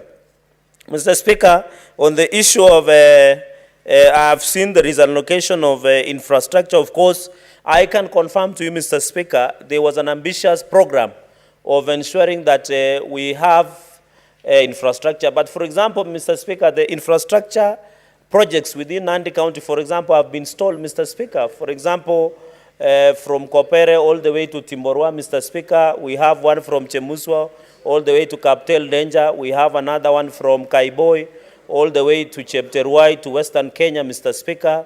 We have another one that has stalled many of the road projects, even the expansion, Mr. Speaker, that opens North Rift and Western Kenya, like the one from Kapsabet, Eldoret, Chavakali, or Kapsabet, Eldoret, Kapsabet, Nandi Hills, and Awasi areas. They are very narrow, and therefore, Mr. Speaker, it needs expansion. Most of those projects, Mr. Speaker, especially road infrastructure projects, apart from even water projects, Mr. Speaker, have been stalled. Even one between Lesos and Moi University, Mr. Speaker, the one that we are having between Nandi Hills and Imaki Town, between Nandi Hills Town and Imaki, the one from Nandi Hills Town all the way to Savani in Aldai Sub-County, Mr. Speaker, most of those projects have been stalled. And I hope the next government, Mr. Speaker, when it will implement this budget, at least they should be able to ensure that they fully complete those infrastructure. And I know it is not unique to Nandi, that most of the road projects and infrastructural projects, Mr. Speaker, have stalled. I think the next budget cycle, we should factor in money to ensure that we complete, so that you don't need only to see Gorofa roads only in Nairobi, like the one we are building, the expressway, or only, Mr. Speaker. I think that goes without saying. Mr. Speaker, the fourth point is on the issue of CBC. I know there is still a big challenge, but I think the junior secondary schools that need to be started, they need support. We saw the national government trying to allocate more, Mr. Speaker, but it goes also in line with the school feeding programs, Mr. Speaker. And I know I don't know this country, Mr. Speaker, because we are being told over 2.5 million Kenyans are facing starvation. I know there are rains, but the point that we need to drive home is that this school feeding program, we need to ensure that the children are kept in school, especially, Mr. Speaker, where they come from, the regions that we know they are facing challenges. But as a country, Mr. Speaker, we are not serious. When you come to the North Rift now, we are like throwing away maize, Mr. Speaker, because of the poor pricing that we are facing. Yet it is shocking, kilometers away from all the way from Bungoma, where Senator Moses Wetangula represents, my county, Senator Professor Margaret Kama represents, and where you also come from, the maize are ready. The prices is very poor, but somewhere in Moyale or somewhere in northern Kenya, a Kenyan is dying because of hunger. It is embarrassing. It is a shame as a country that we must be ashamed that we need to put in place policies, Mr. Speaker, that will ensure that our children are kept to school and we have school feeding programs and increase the funding that we have, Mr. Speaker. Mr. Speaker, I think on UHC, the issue of universal health care, Madam Speaker, not the change on the chair, we want to say that universal health coverage, Mr. Speaker, even in Nandi County, as we talk today, the staff that was hired under UHC are yet, Madam Speaker, to be paid up to today. I think there's a big challenge, Madam Speaker, that we need to look at and ensure. And I want to thank Senator Kibiru's committee for noting this, because there are many young people that working under UHC that are yet to be paid, but the UHC and universal health coverage should be more like is it the NHS of the Britain and even in the US. I think Senator Ledama can be in the position to know much more, because he has lived in an efficient system, and like us, we are used into an inefficient and ineffective system, Mr. Speaker. Mr. Speaker, another point that I wanted to note is the Public Debt Management Office. We are being told the word on the corridors of parliament or the corridors of power. I see some newspapers write corridors of power, that there is an attempt to increase the public debt ceiling to 9 trillion. I'm happy, I'm among the few senators, including Senator Enoch Wambua, that we refused at that point to vote for the increase of public debt. And you can see our wisdom. You know, many people imagine that we were anti-government, we were being rude, we were not being sensitive. But the money that was being told was being borrowed to settle commercial loans is yet it was never done. And you know, the National Treasury, Madam Speaker, the National Treasury has never been sincere with providing with timely information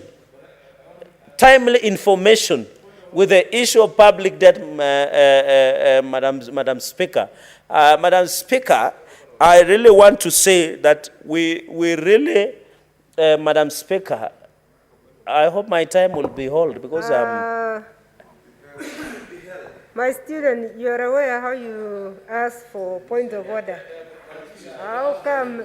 No, I'll allow you to go straight because you are there. Yeah, we'll hold the minutes, but I didn't see your signal at all. Thank you. Thank you, Madam Speaker. Madam Speaker, it is always a good thing to have a speaker as your teacher. It's always a good thing. They will understand. Madam Speaker, I was standing on a point of order, and I'm sorry to Senator Cherage. Madam Speaker, I just saw my friend, Senator Maura, walk into the chamber, went to the minority side, and just crossed to the majority side. Madam Speaker, that's what I saw. If I saw something wrong, then I stand to be corrected. Yeah. Orderlies can check that. My student, I think you were distracted by a very senior person who was sitting next to you. But he did go to the, yes, thank you. Yeah, Senator Cherage. Thank you, Madam Speaker. It's good. And I want to note the presence of, I was not there when Senator Mwaura was readmitted back to the House. And I want to welcome him back, Madam Speaker, and tell him, let him carry all the burdens to the Lord, as the Bible says in Matthew. And it is good to see him back, and we hope next time he shall be able to get elected so that he does not have to depend on anybody to be in this house, just like the rest of us, and we wish him well. Madam Speaker, I was issue of the public debt, and I think I was saying there was a wisdom for some of us to reject them. And of course, when any attempt or imagination or any dream to bring back to raise the ceiling to 9 trillion, because the National Treasury has never been sincere. If they were sincere, they would have done what they promised Parliament to do by providing timely reports, by ensuring that the money that they wanted to borrow was to ensure that they sort out the expensive commercial loans, but they have never done that. So the intention, and you can see the effect on the economy. You have been told, Mr. Speaker, for people who are experts, Madam Speaker, is that the first charge will be on the public debt. And you know, Chinese will come calling. The road to Shanghai will be real. And I've been told Kenya Airways pilots have been told to fly very fast at the high speeds to some of the Chinese cities. So we'll be going in the same speed if we are not careful as a country. You remember the president promised the country at some of the interview with some of the leading media stations that he will provide information on the port security and Kenya boat. But Mr. Speaker, I think the next president, of course, God willing, will be Dr. William Ruto. Mr. Speaker, is that the biggest challenge will be to restructure and be able to settle the issue of public debt, Madam Speaker. Madam Speaker, quickly on the pending bills. Madam Speaker, you and me come from almost the same region. It is sad. Most honest people, either in our counties, have been contractors, but they have never been paid, Madam Speaker. Every county. And I don't know how we'll resolve this issue of pending bills. There are many people who have lost their property because they used as a collateral security to do some of the county projects, Madam Speaker. I think as a Senate, we have failed them, Madam Speaker.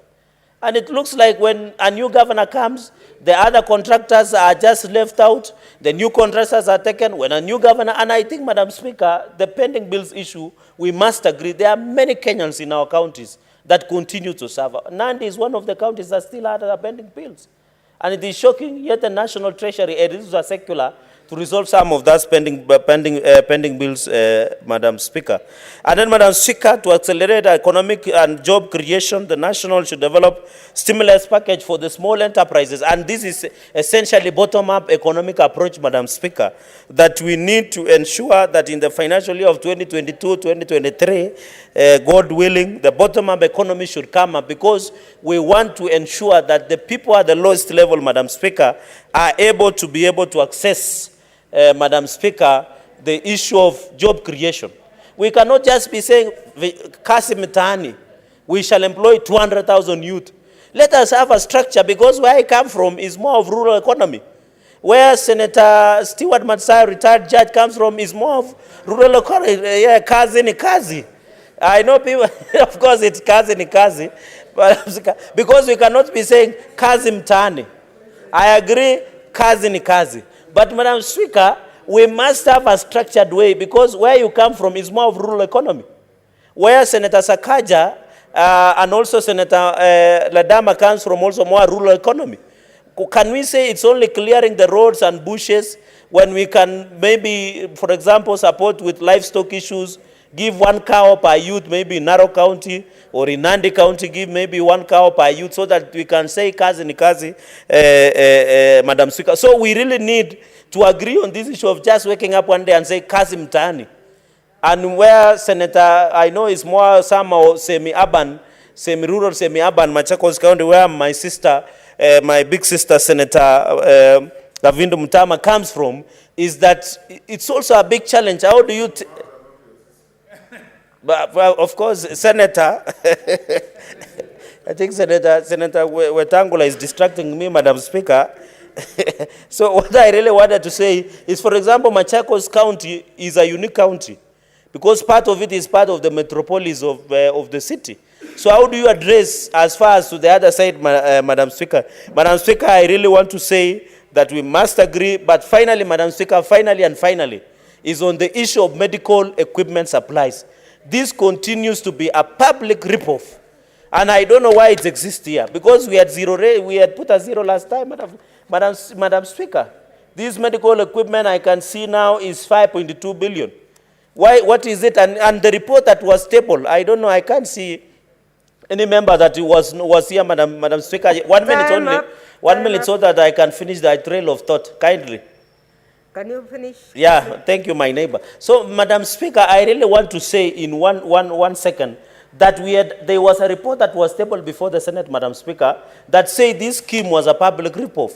Why are we still supporting it, Madam Speaker? Therefore, Madam Speaker, I therefore oppose and reject this report in totality. Thank you, Madam Speaker.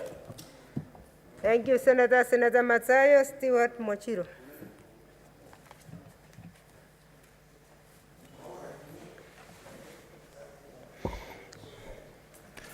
Asante Bi Speaker kwa kunipatia nafasi hii. Bi Speaker, kwanza nataka kuunga mkono taarifa hii ambayo imesomwa hapa na ndugu yangu landlord. Bi Speaker, kitu cha kwanza amegusia mambo ya kuharakisha vile uchumi unaweza kurejeshwa tena, yani economic recovery.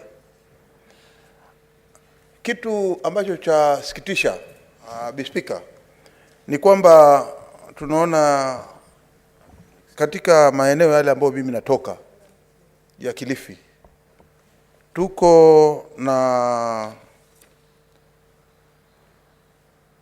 yale EPZ ambao tunaita ni maeneo ya biashara za nje. Tunasema kwamba katika Kilifi hivi karibuni tumeona ya kwamba kampuni hizi za EPZ zimeingia kwa wingi. Zingine hata zimeweza kuacha kufanya biashara zao Mombasa, zimekuja Kilifi kufanya biashara zao za nje kwa sababu ya nafasi, kwa sababu ya kwamba pengine wanaweza kupata afueni ya kulipa kodi. Bi Speaker, tunaona ya kwamba Mombasa na Kilifi haiko mbali. Wengi wanaofanya kazi Kilifi wanaishi Mombasa. Wengi wanaofanya kazi Mombasa wanaishi Kilifi. Hususan mahali kama Mtwapa, majengo ya Kanamai, kuenda mpaka Vipingo, mpaka Shariani, ni maeneo ambao kuna wakazi wengi ambao wanaketi baadhi ya hizi kaunti mbili. Bi Speaker, lakini cha kusikitisha ni kwamba wafanyikazi wanaofanya katika maeneo ya biashara hizi za nje wa Mtwapa wanalipwa pesa kidogo, hali wafanyikazi wale wanaofanya kazi katika maeneo haya biashara za nje wanafanya kazi katika maeneo ya Mombasa ama cities zozote kama Nairobi ama Kisumu ama Nakuru, kule kuna biashara hizi za maeneo ya biashara ya nje, wanalipwa juu zaidi. Sisi katika hii taarifa hii angegusia ya kwamba ikiwa mahali pana uchumi wa masaa 24 kama Kilifi, mahali kama Mtwapa, masaa 24 ya uchumi yanaendelea, hakuna tofauti na mahali kama Mombasa, Kisumu, Nakuru na kwingineko ambako kama ni city. Kwa hiyo sisi tunasema kwamba wafanyi kazi kama hao pia wangeangaliwa kuona ya kwamba ikiwa maeneo haya kazi za nje yanapatikana pia yaweze kufanywa, iwe hao pia wataweza kutiwa katika ile hesabu. Bi Speaker, tunaona wakati huu kumekuwa na ugonjwa ule wa COVID na watu wameweza kupoteza makazi zao, na hivi karibuni tena kumeingia ule ugonjwa wa Micron ambao pia watu wamezidi kupoteza kazi. Lakini tunasema ya kwamba wakati huu hii statement na mwelekeo wa serikali wangekuwa wameweka mikakati kabambe kuona ya kwamba ni vipi jambo hili ambalo serikali haikuiangalia vizuri, wangesema ya kwamba ni vipi jambo hili linaweza kupata suluhisho ya kwamba tuzidishe upande wa sayansi kuona ya kwamba watu wanaweza kufanya kazi zao wakiwa nyumbani ama wanafanya kazi zao wakiwa kwa umbali, lakini kazi wasizipoteze.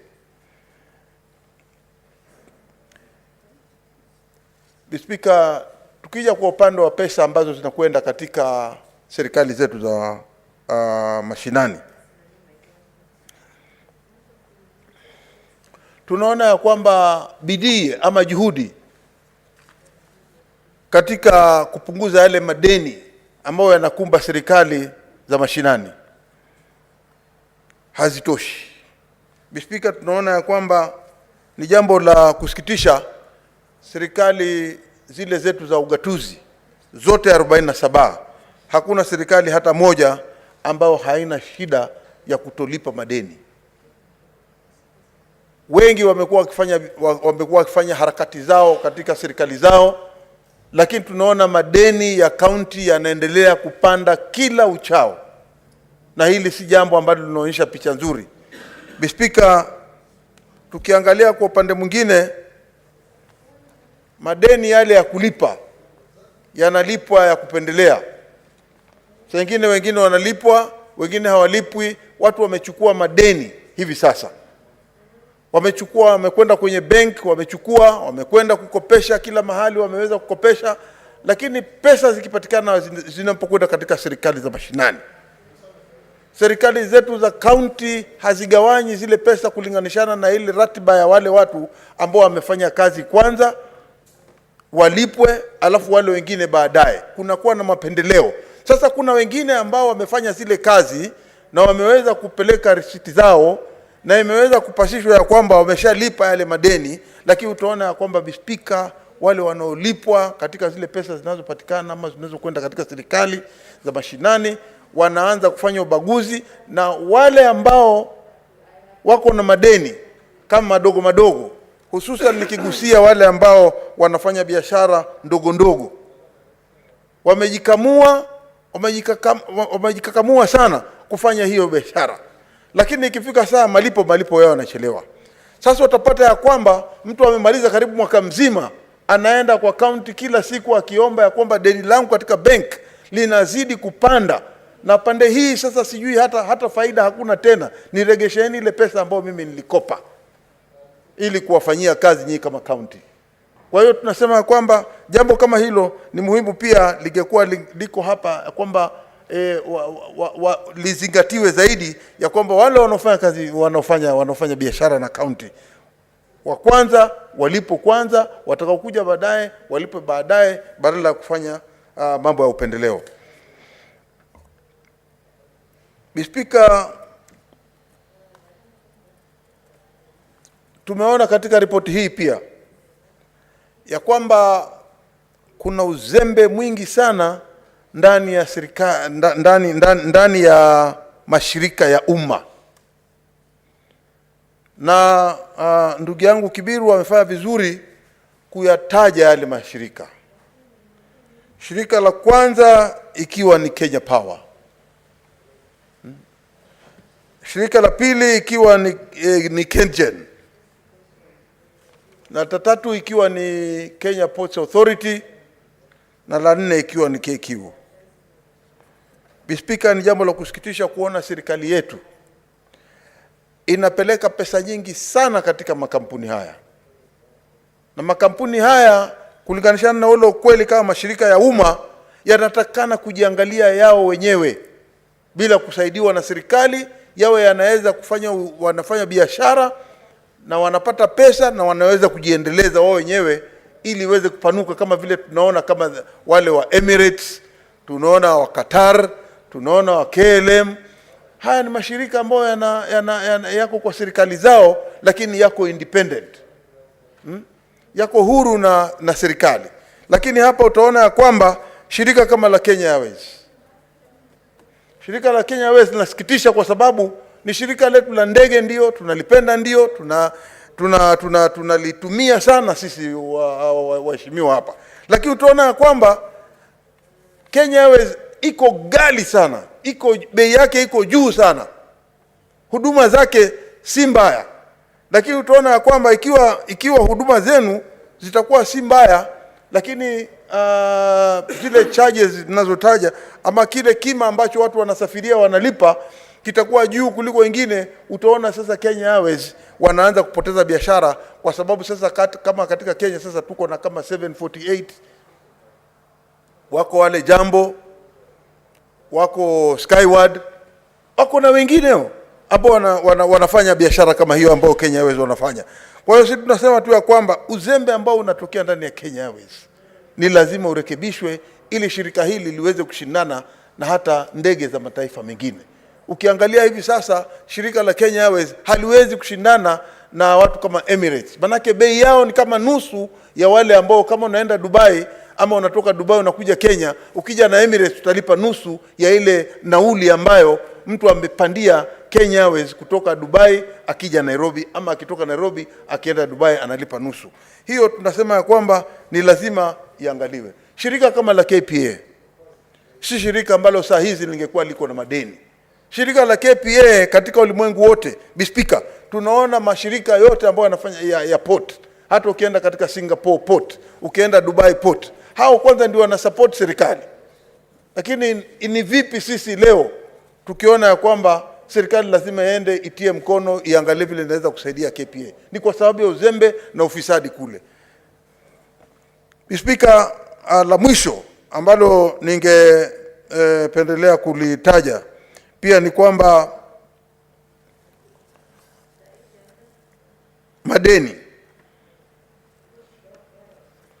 madeni ya barabara.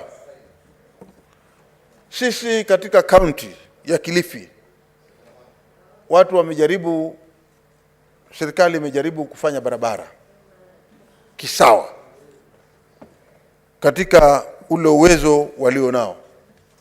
Lakini tukija katika serikali ya kitaifa, tunasema ya kwamba ni jukumu la serikali kuona ya kwamba wanategezea wananchi barabara ili waweze kuongeza biashara na kuongeza uchumi, hususan kwa wale wafanye biashara.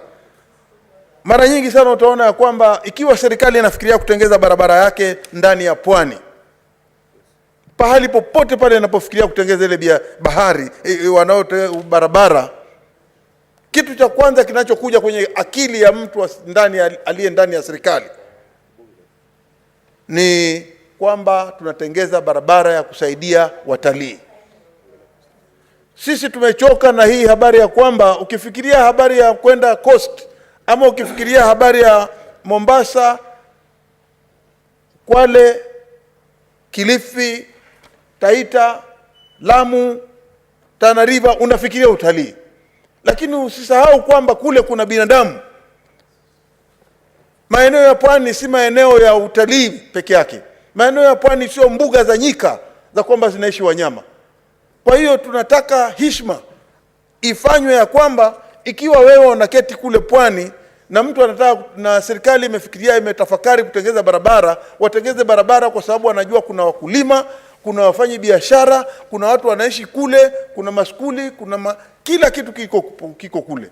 Lakini tunaona ya kwamba hapo pande barabara serikali imekaba pesa kidogo, manake uhaba wa barabara njema zinazopatikana ndani ya Kilifi County ama katika pwani haziko. Hivi juzi tayari, Speaker, tumepoteza watu 18 katika accident iliyotokea ya matatu, mahali ambapo tusingepoteza watu kama hao. Kwa hiyo tunasema ya kwamba watu wanaoishi kule pia wanahitaji huduma za serikali. Watu wa Kilifi wanahitaji huduma za serikali ili wapate barabara nzuri, na halafu tusiwe na maajali yanayotokea barabarani na kuweza kupoteza maisha ya wapendwa wetu. Speaker, nataka kusema kwamba la mwisho ni kwamba ndugu yangu landlord ameleta ripoti yake hii, na mimi naunga mkono kwa sababu ni ripoti safi, ni ripoti imetupatia nafasi ya kuangalia viegezo vile ambavyo tunaweza kuongeza uchumi. Asante Mr. Speaker.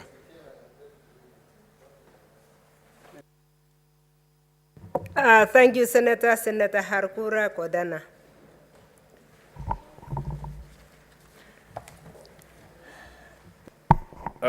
Thank you, Madam Speaker, for giving me this opportunity to contribute to this debate on this motion on the Finance and Budget Committee on the Budget Policy Statement 2022. Madam Speaker, this House has been involved in the discussion with this budget policy statement for a long time, since the inception of the Second Senate. But one question I've been asking myself is this an academic exercise, or we're actually contributing anything to the budget-making process? Because we have been discussing year in, year out this issue, and I don't think our views have been taken. Treasury does not consider what comes from Parliament, much less what comes from Senate, because they know once they prepare the budget, it doesn't come to us. So sometimes I wonder whether we are doing an academic exercise or we're actually affecting the budget-making process, because if you look at the PFM Act, Section 25 is very clear. It talks of that the resolution of Parliament on the budget policy statement should inform the preparation of the annual estimate, the budget. But is that actually the case?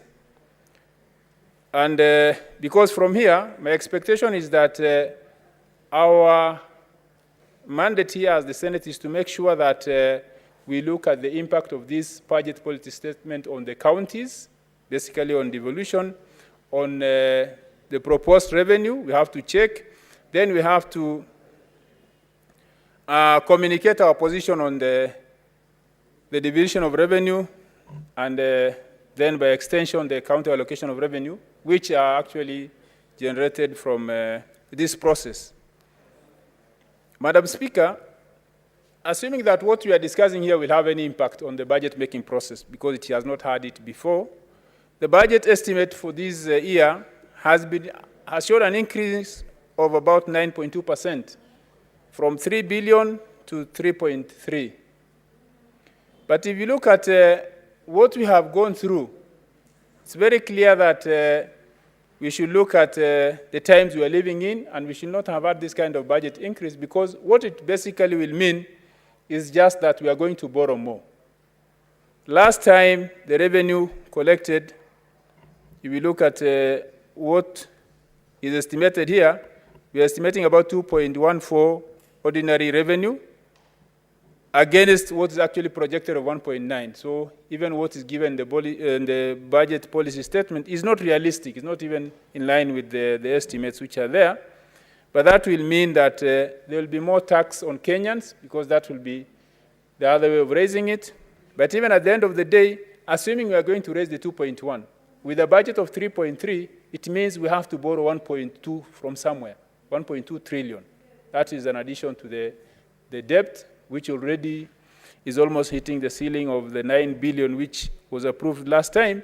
And I'd also like to comment, as my colleagues have earlier done, that the reason why Parliament approved the increasement of that ceiling is to allow the government to borrow and retire the expensive, mainly the local component of the debt, so that we can have the long-term ones, the ones which are done, the international ones which are done at a minimum rate of about 1 to 3%, so that we can concentrate, and even we can even structure those ones so that we can delay the payment. But from what the committee has come up after engaging the stakeholders, nothing has been done. We even hear cases of borrowing from international organizations from countries like Germany at 19%. That's what was being said by committee members today. That shows we are even borrowing even more than the rates we borrow locally, while that was not the reason why we have increased that ceiling. If you look at the budget also, the report says that there is a reduction in the contribution of export to GDP, which means we are concentrating more on consumption than even production. And we put more money because the argument has been, yes, we can raise the budget, we can finance the sectors of this government which will generate more income, but it's all consumption, it's all going to government departments and sectors which are mainly consumption, so there will be no increase in production. So there will be no any benefit from it. And Madam Speaker, the issues here in this report which are clear is that the incidence or the issue of high domestic borrowing will affect the access of local businesses to credit, because banks will favor lending the government than the local businesses. That will mean less capital available to the local investors to generate or to improve the economy, which means the government, what it's doing is actually against the idea of improving the economy in the first place. The other one is the issue of the high budget deficit of about 1.16, which will result in more borrowing, which will result in more taxation, which is not what we intend to do to put more pressure on Kenyans, because they are the most taxed people. And the main other issue which the committee has raised is the issue of the county allocations, where the budget policy statement talks of 370 billion, which is the same as last year's allocation. Yes, last year, through the effort of each and every member of this House, we made sure that we secured additional 50 billion shillings for the counties from 316 to 370. But somebody somewhere seems to be punishing the counties because of the concessions this House got from them, because that's what I'm seeing. Because now, if the budget cannot be increased to the counties, that will mean that even as it has been said, it will even actually be less because of the inflation not being taken into account. So counties will get less, and devolution will suffer, because the budget has increased. If the overall budget has increased by 9%, and the revenue estimates also has increased, then what informs this idea of not adding any funds to the counties? That's why I agree with the committee in their proposal that actually the counties be given 495 billion, and that's where I'd like to see whether actually this House has any impact on the budget-making process, because according to that section 25 of the PFM Act, then this is where our input should be seen, that there must be a change in the allocations given to the county, or what the budget policy statement says about the county allocation of 370 billion. Then also there's the other issue of last year we had, in passing the CARA, we did not include conditional grants, on the understanding that there will be a different law, there will be a different mechanism of releasing the grants to the counties. And up to now, nothing has been released. And these grants affect major sectors like health. They affect sectors like the development of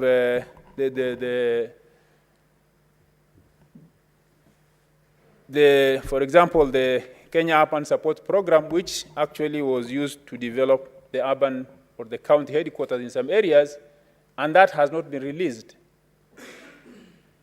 Then if we continue that way, then it's on the other hand that we are now again underfunding the counties. Because if the 370 is stagnant, the conditional grants are not released, then that means we are literally just strangling the counties, and we should not be part of that kind of a process as this House, which is here to protect the counties and their governments. The other issue is the national government has retained most of the functions, like health, water, but the worst part is you will find national government at the county level drilling boreholes constructing small ponds, which are basically county government functions. And you look at, if you look at how they're doing it under pretext that they're using some loans, like ADB is funding those kind of programs and the Ministry of Health. So you just wonder, is it that the counties cannot get that money and do it instead of having that problem of duplication and the cost of implementation of those programs? So it just shows that the national government has not accepted that the counties need to do the functions they have been given. And every time anything happens, everybody is ready to blame the counties like they are not performing well. Actually, the funds are not given to them. The funds are being held by the national government. In the case of the road sector, you'll find that the national government maintains its own funds for maintenance of roads, like the Road Maintenance Levy Fund. What goes to the national government entities like Kenha, Kura, and Kera, and KWS still goes that way. But the one which goes to the county has been put under the equitable share. So basically, the roads in the county have no funds for maintenance. Because when we have asked for the 50 billion, part of that 50 billion is actually this road maintenance levy fund. The 15% which goes to county has been put there. And that is unfair because an important sector of the county government function is not working. The roads are not being maintained because we have diverted that money. So it's better we insist that that money is reinstated to a conditional grant and it's delivered to the counties. So, Madam Speaker, I support the committee's recommendation in the report that the county allocation of revenue be increased from 370 billion to 495 billion. Equalization fund be released to the counties because now we are, I think, 11th or the 12th year. And up to now, this is now the 11th year ending, no funds have been released from that fund. And it has a sunset clause of 20 years. Already 11 is gone. We have only 9 to go, and nothing has been released. I normally ask myself, when they start releasing, will they release from the ones they started generating from 2011 or from when they start releasing? Because I don't believe in this country there is money which has been kept in a particular place since 2011 waiting for these laws and for equalization funds to be passed. Because it seems there have never been a goodwill. It's a mega amount of 0.5%, and even that one has not been released for the last 11 years. And also the committee proposes that there should be reduction in the county, in the national government allocation of the budget, so that what is recovered from there can be released to the counties. But the counties themselves also have issues, as my colleagues have stated. They also need to see how they can raise their own revenues.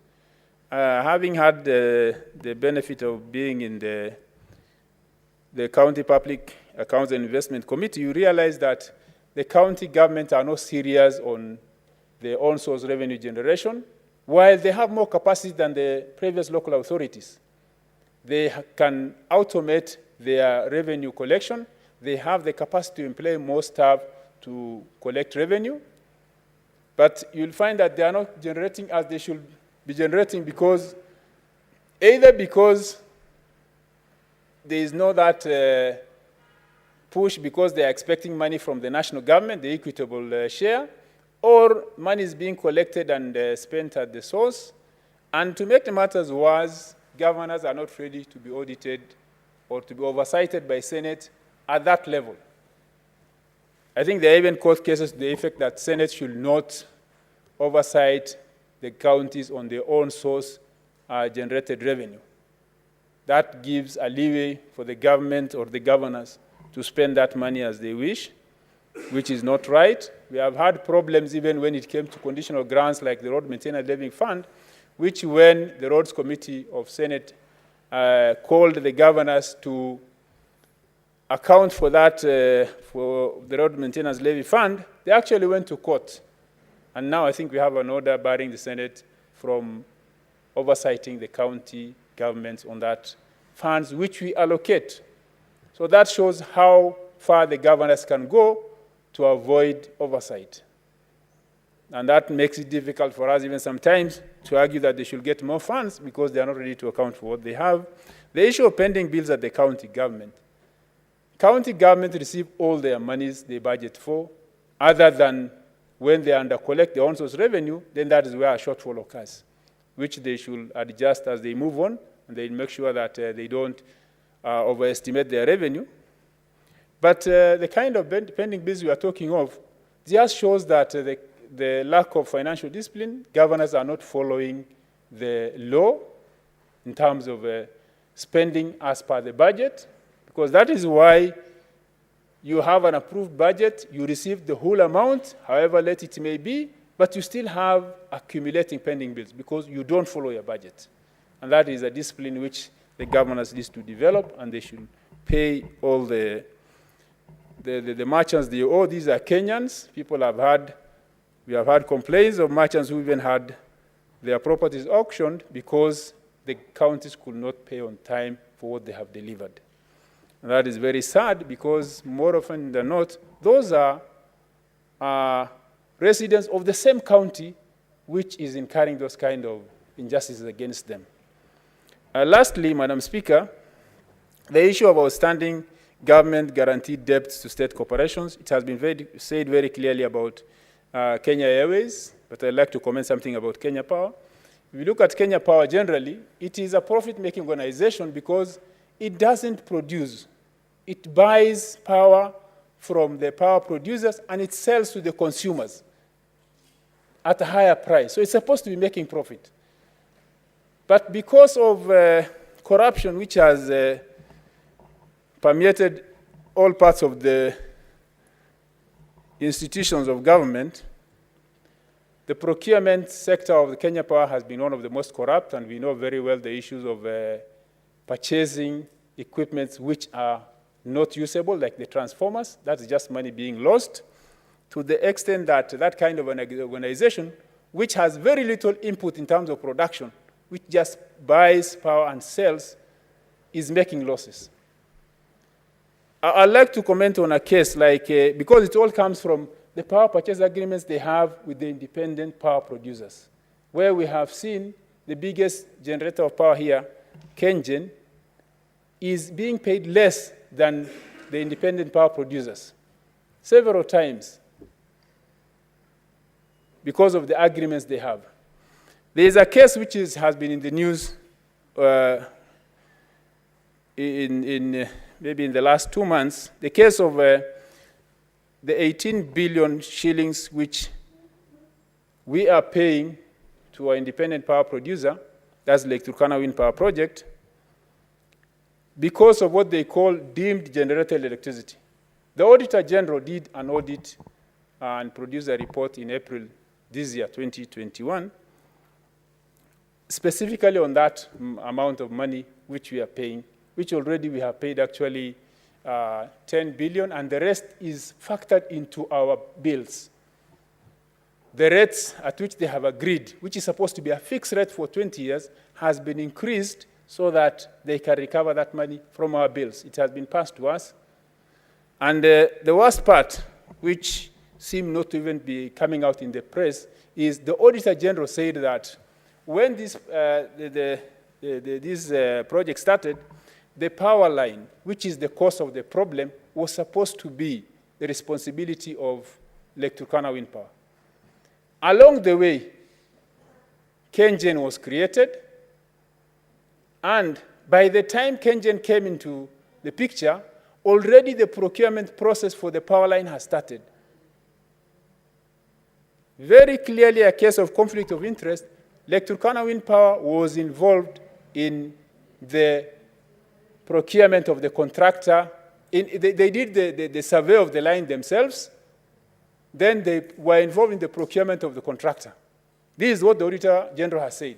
By the time KenGen was taking over, already Isolax have been identified. The company which went bankrupt and caused this delay has been identified, and the report is very clear that actually the technical and the financial evaluation of that company was the responsibility of Lake Turkana Wind Power. Now, Lake Turkana Wind Power handed over that process to Kengen did not go back and do another procurement. They just took up from there. The company which Lake Turkana Wind Power has identified is the one which actually went bankrupt. And now, Lake Turkana Wind Power is using that excuse that Isolax went under, the process delayed. So, and that is now where we are now paying that kind of money. Madam Speaker, I support the report of the committee with the recommendations. Thank you. Thank you, Senator. Senator Mwinyi Haji Mohamed Faki. Asante Bi Spika kwa kunipa fursa hii kuchangia ripoti ya kamati ya fedha ya bunge la Senate kuhusiana na taarifa ya sera ya bajeti ya mwaka 2022-2023. Mheshimiwa Spika, kwanza napongeza kamati hii kwa kuiangalia kwa kamilifu sera hii, taarifa hii ya sera kulingana na kanuni za Senate na vile vile kulingana na katiba yetu ya Kenya.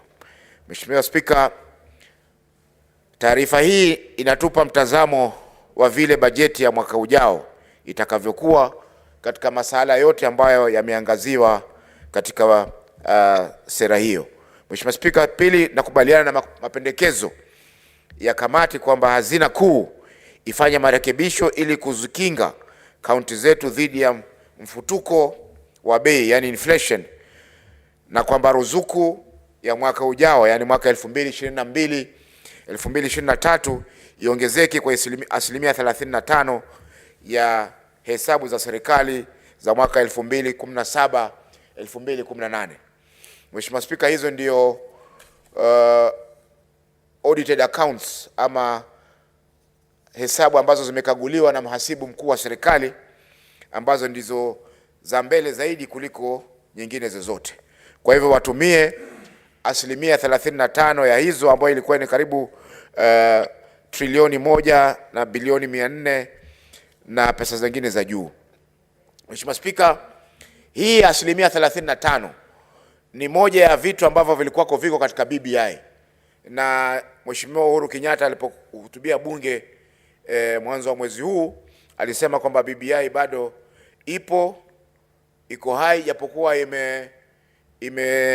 imeweka katika freezer kwa sasa kutokana na amri ya mahakama. Kwa hivyo tunatoa changamoto kwa serikali, Mheshimiwa Spika, kwamba kama kweli wanania waoneshe nia hiyo kwa sasa, watupe kaunti zetu bilioni asilimia 35 ambayo itakuja ni bilioni 495 pesa za Kenya. Mheshimiwa Spika, ikiwa hawataweza kufanya hivyo, ina maana kwamba yale mapendekezo ya BBI yalikuwa ni kutupaka mafuta kwa mgongo wa chupa. Mheshimiwa Spika, naunga mkono pia pendekezo la kuongeza ruzuku ya kaunti, Mheshimiwa Spika, kutoka shilingi bilioni 370 mpaka bilioni 495. Mheshimiwa Spika, ikiwa pendekezo hilo litakubalika, kaunti yangu ya Mombasa inanuia kupata karibu bilioni 12, ambapo ni pesa zinahitajika pakubwa kuweza kutoa huduma kwa wakazi wa Mombasa na wengineo ambao wanaweza kuja. Mheshimiwa Spika, mambo mengine ambayo yamegusiwa ni kwamba kama vile usafiri, na tunaposema usafiri, Mheshimiwa Spika, tutazungumzia usafiri wa meli na wa bahari na usafiri wa anga. Mheshimiwa Spika, japokuwa serikali inaweka pesa nyingi katika kujenga viwanja vya ndege, kwa mfano miaka 2 iliyopita serikali ilitia karibu bilioni 8 katika uwanja wa kimataifa wa Moi wa Mombasa. Lakini Mheshimiwa Spika, ndege zinazotua pale za kimataifa ni ndege moja ama ndege mbili. Zamani ilikuwa inakuja Turkish Airlines, inakuja Qatar, inakuja Ethiopia na ndege nyingine ambazo zilikuwa zinakodishwa hususan kuleta watalii katika kaunti za pwani. Lakini kwa sasa Mheshimiwa Spika, ndege ya kimataifa ambayo inatoa Mombasa ni Ethiopian peke yake. Mheshimiwa Spika, tunataka kuinua uchumi wetu tena baada ya kuathirika na janga la corona. Lakini Mheshimiwa Spika, hatuwezi kuinua uchumi wa utalii wakati tunazuia ndege za kimataifa kutua katika uwanja wa Mombasa ama uwanja wa Malindi, ambao zote ni viwanja ambavyo viko katika hadhi ya kimataifa. Mheshimiwa Spika, haina faida kutoa bilioni 8 kurekebisha uwanja wa Moi wakati kwa sasa ndege inayotua ni Ethiopian peke yake. Mheshimiwa Spika, tukiangalia majirani zetu Zanzibar wanapokea zaidi ya ndege 30 za kimataifa kila wiki, kuanzia Jumatatu mpaka Jumapili. Ukienda katika uwanja wa kimataifa wa Zanzibar utapata kuna Ethiopian, kuna Qatar, kuna Emirates, kuna Dubai, kuna ndege za kutoka Europa ambazo zinaleta watalii moja kwa moja mpaka Zanzibar.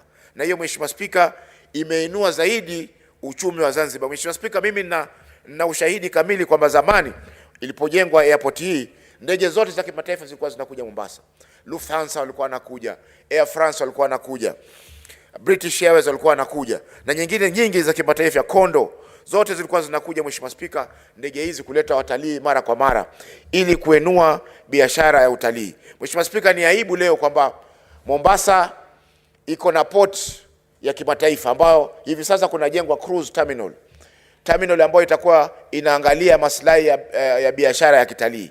Mheshimiwa Spika, kama ingekuwa ndege za kimataifa zinaruhusiwa, mtalii anaweza kuja na ndege akarejea na meli, mtalii anaweza kuja na meli akarejea na ndege kwa ile sehemu ambayo anatoka, na hiyo itainua zaidi uchumi wetu na biashara yetu ya kitalii katika kaunti ya Mombasa na kaunti jirani.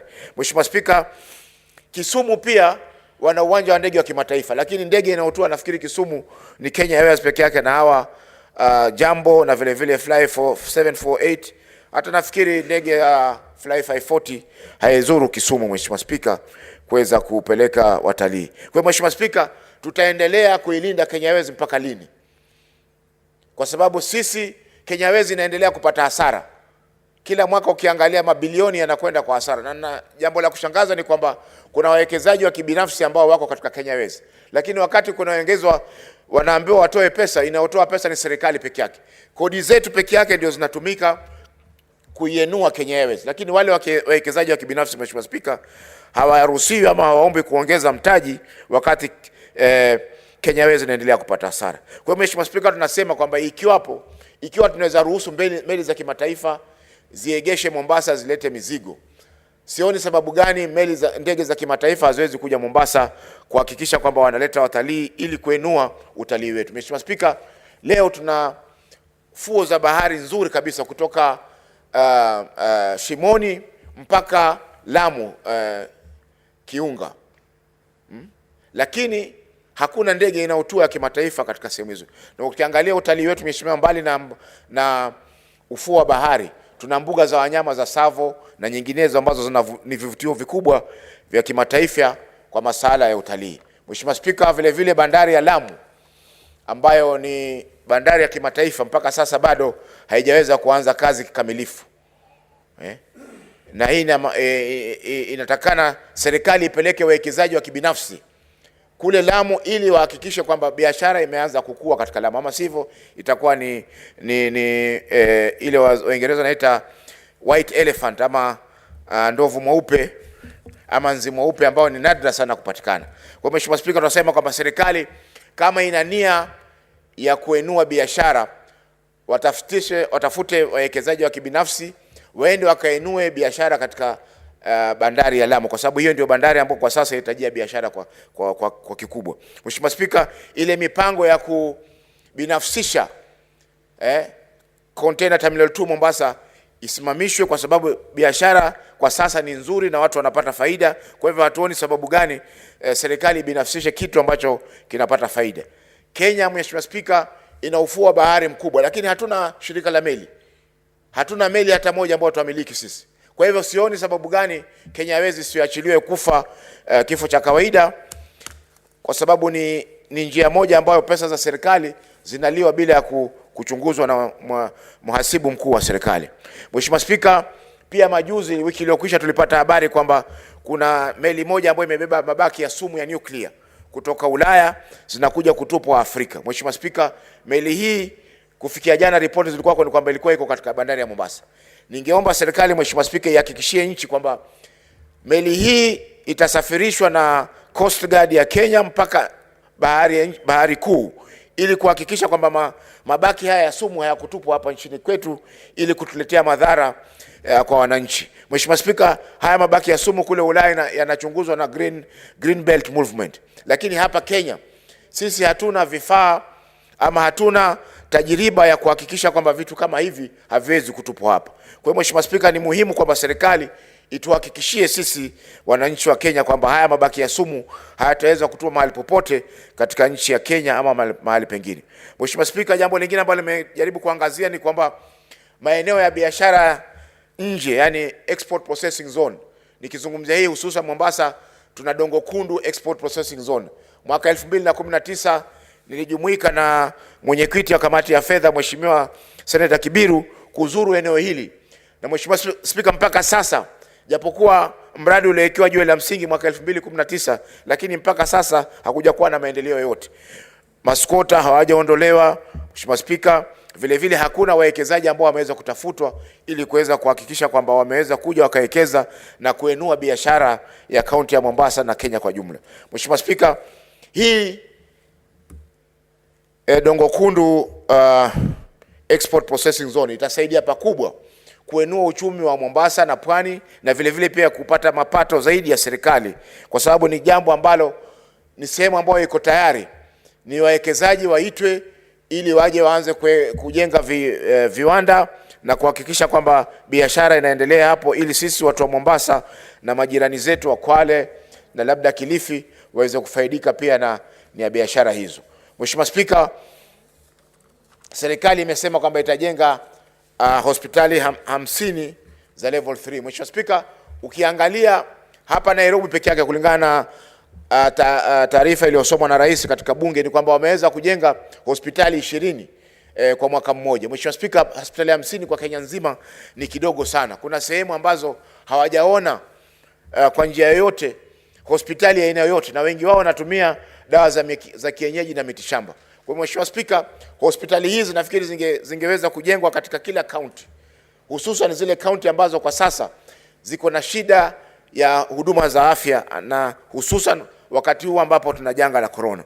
Mheshimiwa Spika, kwa kumalizia ni kwamba naipongeza kamati hii kwa kazi nzuri waliweza kufanya, na twasisitiza kwamba afisa mkuu wa Treasury, yani Cabinet Secretary ambaye ni msimamizi wa masuala ya fedha, azingatie yale mapendekezo ambayo yametolewa na kamati hii, ili kuhakikisha kwamba kamati hii haichukuliwi ama na bunge hili la Senate halichukuliwi kama ile tunaita rubber stamp, ili kufanyiwa tu kwamba wamefanya tu kama ada, lakini yale ambayo yamependekezwa na yale ambayo yameshauriwa katika kamati hii ya fedha, Mheshimiwa Spika, hayatazingatiwa. Ni muhimu azingatie, tuhakikishe kwamba bunge hili la Senate linachukua sehemu yake katika taasisi za kitaifa ambazo zinaangalia mambo kwa undani, na vile vile pia kuhakikisha kwamba usawa unatendeka. Asante Mheshimiwa Spika kwa kunipa fursa hii. Thank you. Finally, Senator Muthama Agnes Kabindu.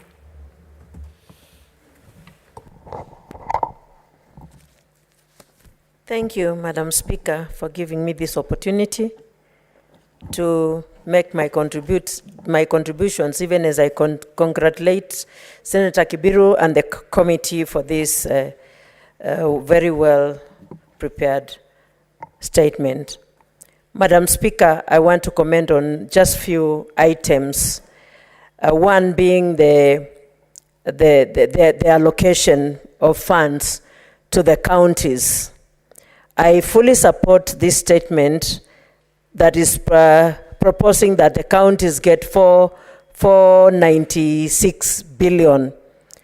And I want to thank the committee, because if this will come to pass, then the county of Machakos will get some good money that they can work, and even the whole of Kenya.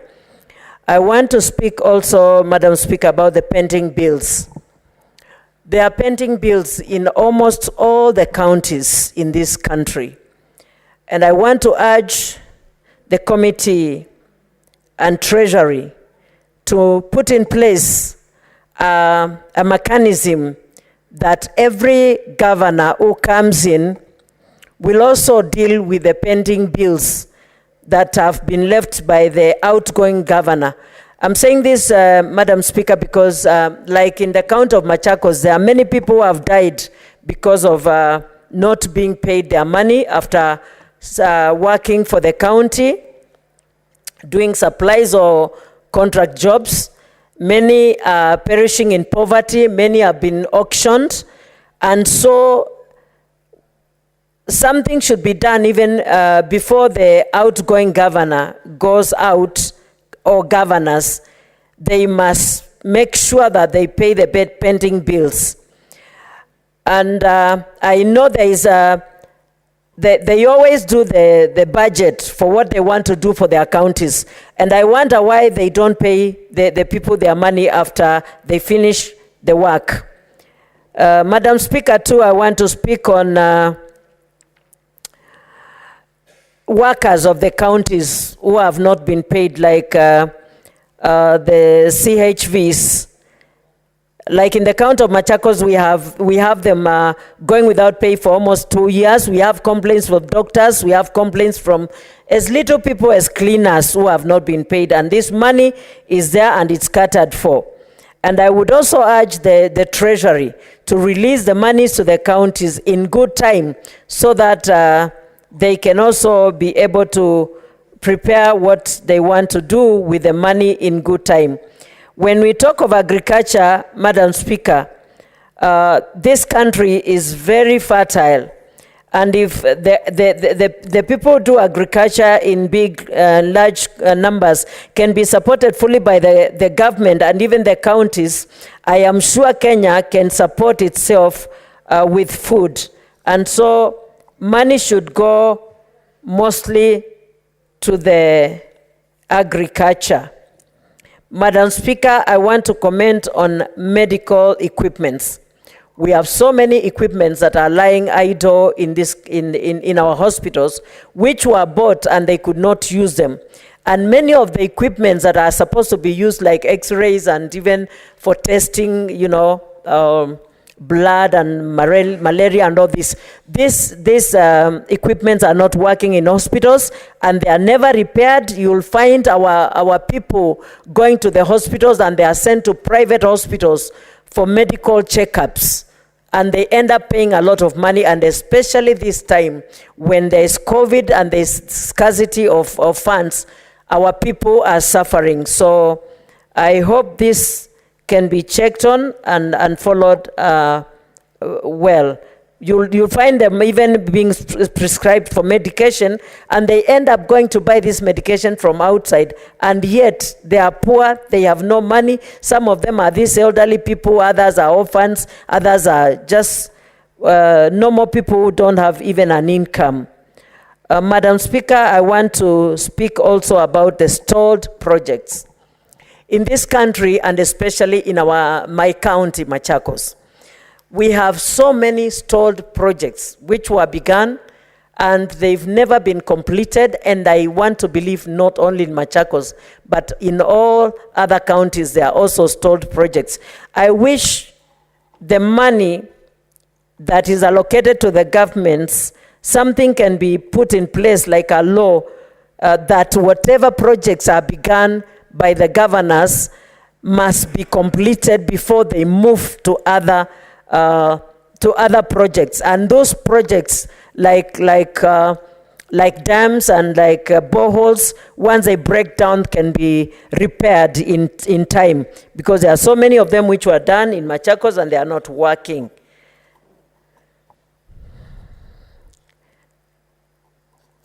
Madam Speaker, I want also to speak about the budget for development, and especially for national government, especially the projects that they had talked about for Vision 2020.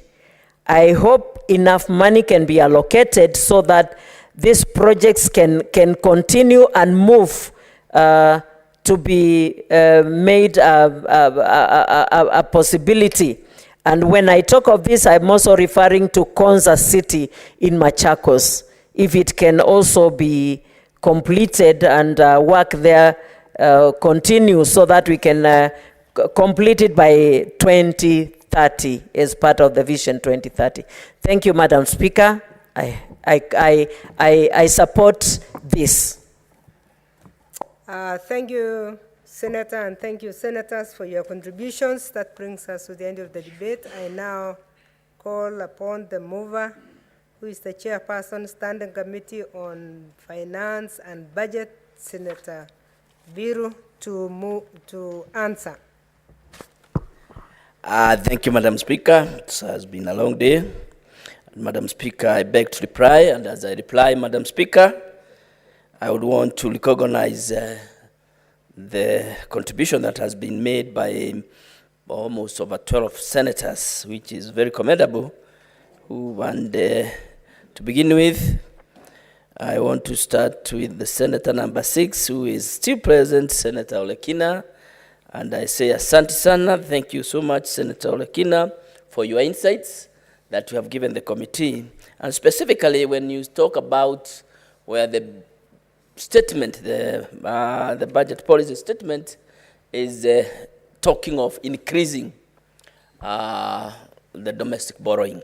I think it is something that we have noted, and to not go into vain. And having said that, we would be requesting you to reconsider your position. You are opposing the statement, so that at least we can take money to the counties. If you look at the statement I gave, NALOC stands to gain if we stand together and push when dollar comes.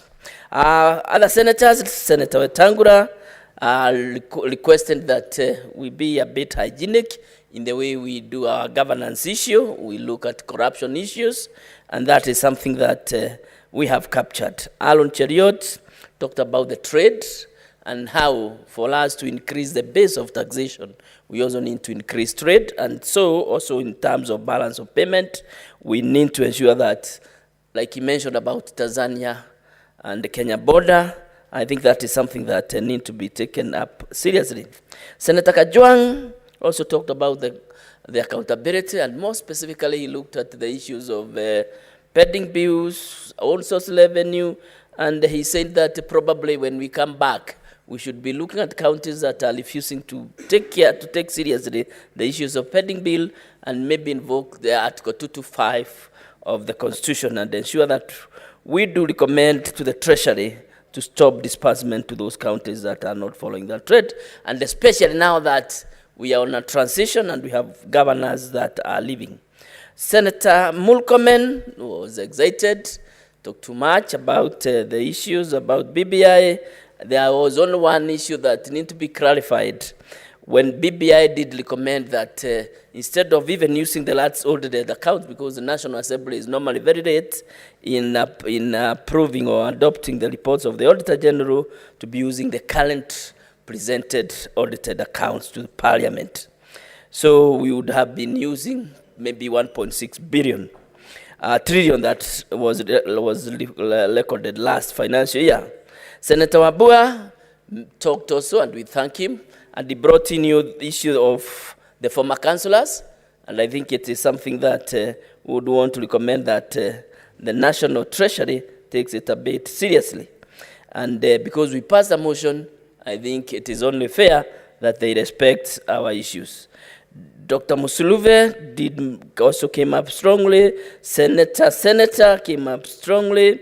Halugula, Senator of Marsabit, also came up very strongly and talked about timely disbursement. And all the senators did support the 495 billion. And I hope those who are listening can listen and hear that the Senate is ready to play its role in ensuring that the counties get their rightful share of 495 billion come next year. Senator Faki, who has just spoken, has come up and he has also talked about issues of business and expanding business. I can't agree with him more. Talking about how we should be able to allow international flights getting to Mombasa. In doing so, we are increasing the revenues that come into this country, because we'll have direct flights to Mombasa and probably increase the number of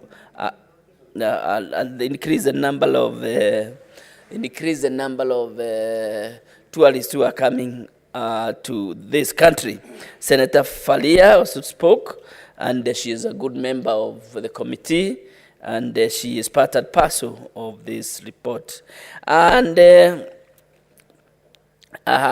Senator Agnes, who was the last speaker, is good because you have touched on one of the areas that I brought a motion into this Senate, and it was adopted and passed by the Senate, that stored projects should become the first issues of budget in every other year.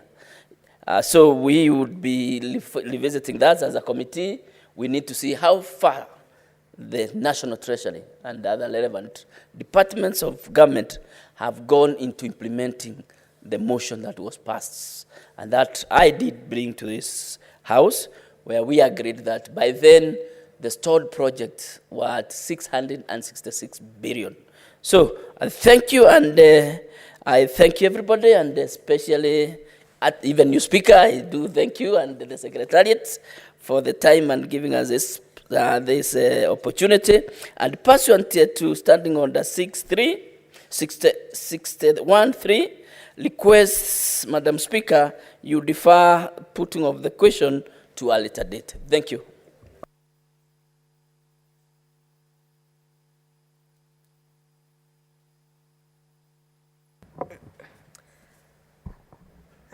Thank you, Senator Kibiru, for that good response and articulation.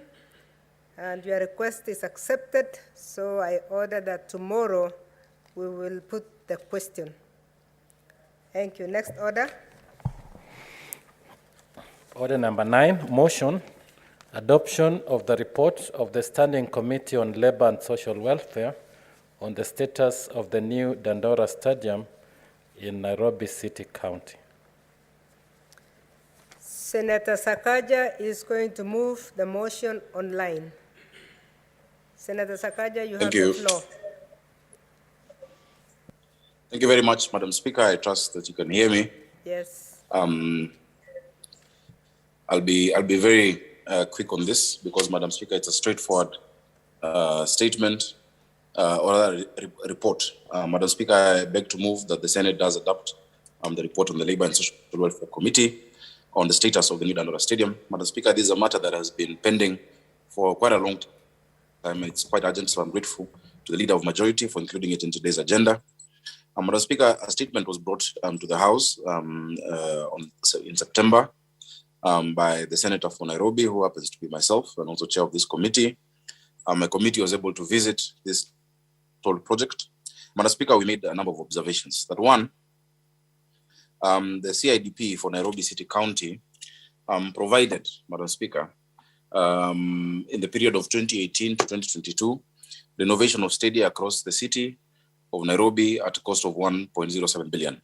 Dandora Stadium was one of the four, including Kawangware Stadium, Kiumbuyuni, Ziwani, whose construction tender worth 1.303 billion was awarded to Scanjet Construction Limited in April of 2018. Out of that amount, 350 million, was awarded or rather earmarked for construction of Dandora. The works stalled because there was a dispute and later on investigations by the EACC on the change of the terms from concrete to steel. And Madam Speaker, we went as a committee and were able to inspect it. Now the project is 70% complete, but the lack of completing this project, Madam Speaker, has led to a lot of crime. This stadium is extremely important to the people of Nairobi, not just those of Dandora and Embakasi North, but the neighboring constituencies. In fact, Madam Speaker, in the period where this project has been stalled, I know a number of young people who even have gone back to a life of crime. Others have been gunned down, yet it's 70% complete. Now, those who are the biggest victims of this stalemate are not those young people in Dandora or the young people in those neighboring areas.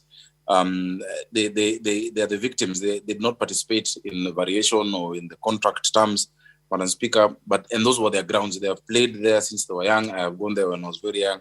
Madam Speaker, the works we established of good quality, and it is the technicalities that have held this. So far, the county has paid 123 million shillings, and it's very little that is left. In fact, Madam Speaker, we were quite shocked to see that the quality of the work there rivals the work that has been done on Nyayo Stadium and Kasarani, and I would invite colleagues who are interested in sports to be able to look at it for their counties.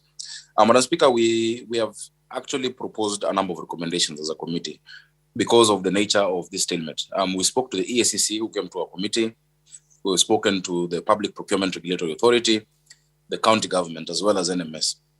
The EACC have emphatically stated that even as they continue with investigations, they have not stopped any works at the stadium, but the county government needed to be given a go-ahead to actually not only to pay for the works, including the steel works, and to complete this, which can be completed within the next 2 months. So very quickly, Madam Speaker, we recommend just 3 things. Actually 4 things. Number one, that the county government reviews those terms in accordance with the law and completes the project as soon as possible in the interest of the young people of Nairobi, the young people of Dandora and Bakassi North, and all, and different teams. Teams make money from this stadium as well.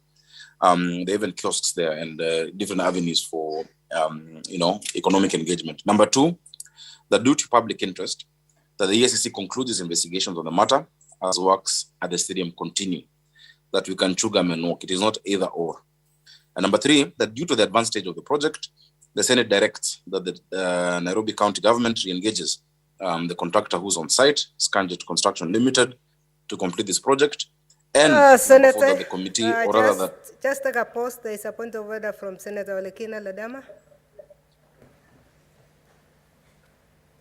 Thank you, Madam Speaker. Madam Speaker, I hate to disrupt my good friend, Senator Sakaja, but I know Senator Sakaja to be a stickler to the rule of law, to our standing orders, and under the Speaker's rules, a senator shall be dressed properly.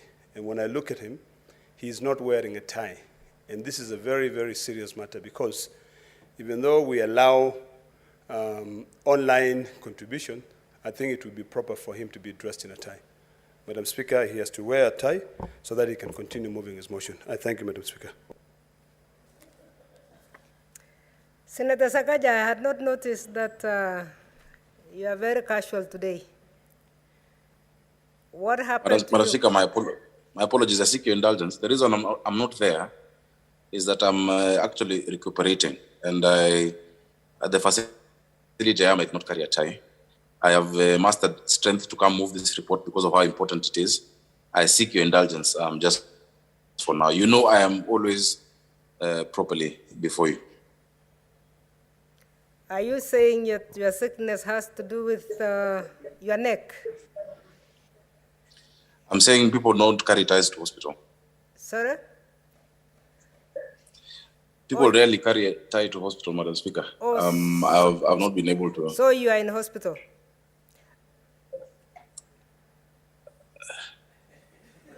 Madam Speaker. Yeah, please satisfy the members that you are in hospital and so you don't have a tie. Point of order, Madam Speaker. Madam Speaker, I wouldn't like to discuss, to go into that. I would just seek your indulgence. We've seen members contributing online, even in different states. I'm just saying that I was not able to have one. Now you are changing the reason, and that's going to be very difficult for you. And I urge. There is another point of order.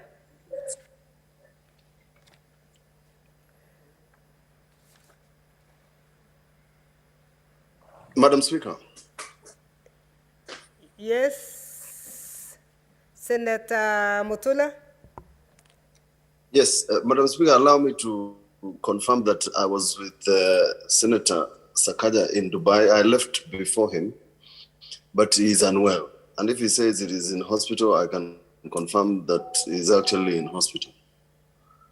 So I think use your discretion under standing order number 1. If in fact he has managed to actually move this motion, I'm very surprised because I didn't even expect him to join this meeting. Thank you, Madam Speaker. Point of order, Madam Speaker. I'm seeing another point of order. Who is that? Madam Speaker, this is Senator Kajwang. Yes, Senator Kajwang. Madam Speaker, I know the Speaker's rules do not define how a tie should look like. So I want to encourage Senator Sakaja to tie even if it's a belt around his neck. But I also find it rather mischievous for that point of order to come from the member who puts on a shuka in the House. Madam Speaker, maybe through standing order number 1, you can allow us to.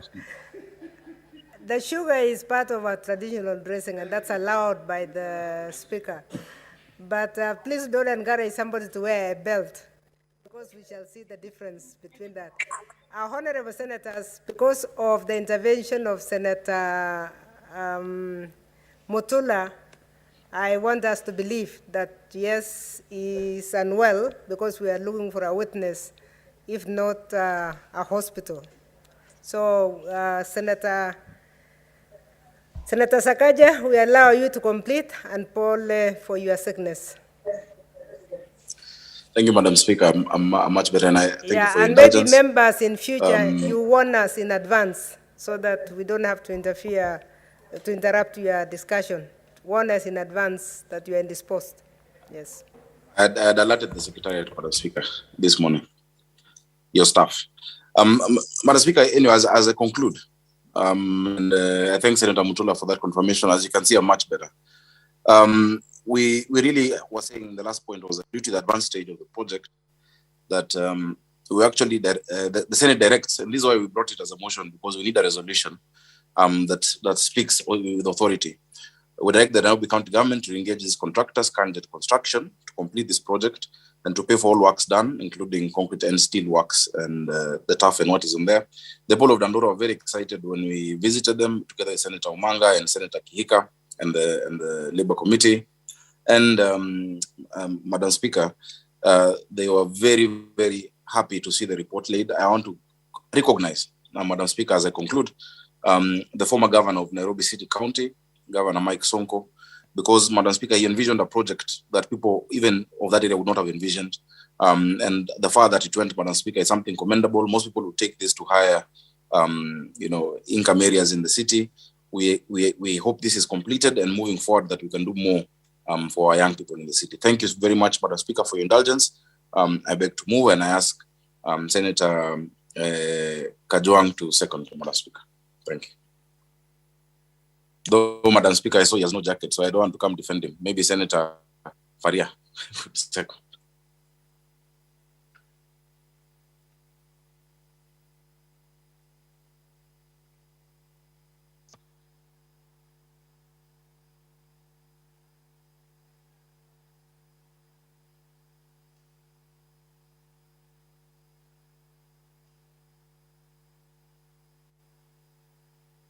Oh yes, Madam Speaker, Senator Kajwang is properly dressed with the maroon tie, which is the color of our school. Kindly could you second, Madam Speaker? Madam Speaker, I beg to second this report of the Labour Committee on the state of the Dandora Stadium.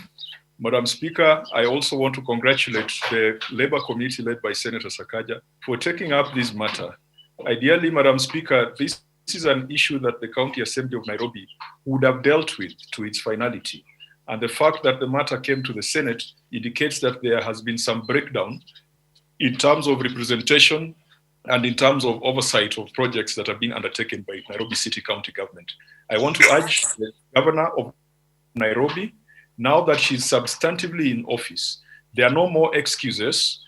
She's no longer acting. I want to urge her to take up all the responsibilities of the office of the governor with confidence. I also want to urge her to start the early process of assessing how to take over from the Nairobi Metropolitan Service, because we know that the deed of transfer will be lapsing in a few months' time. Indeed, Madam Speaker, earlier on, when we were debating the budget policy statement, we indicated that the national government has not made a budgetary allocation for the NMS, which could signal the fact that it has accepted that the NMS is not going to be a permanent entity.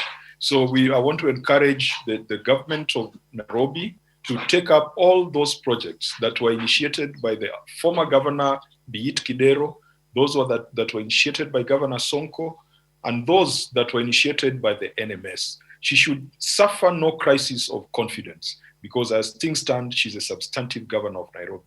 Madam Speaker, as I also second, I want to urge the Nairobi City County Assembly to also be more vigilant on some of these projects, because if the people of Dandora are not getting value, there is an MCA from that region who should be at the forefront of ensuring that that project is pursued to its logical conclusion.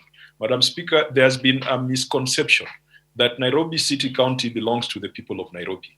There is nobody like the people of Nairobi. unless you are going to refer to the Maasai community. Nairobi City County belongs to all of us, from Makueni to Marsabit to Turkana to Pokot to Vanga to Migingo, Madam Speaker. And so we must all join hands and make sure that Nairobi City County becomes a point of excellence that can then attract FDI, that can attract the best quality of life for its citizens and for its children. Madam Speaker, I beg to second.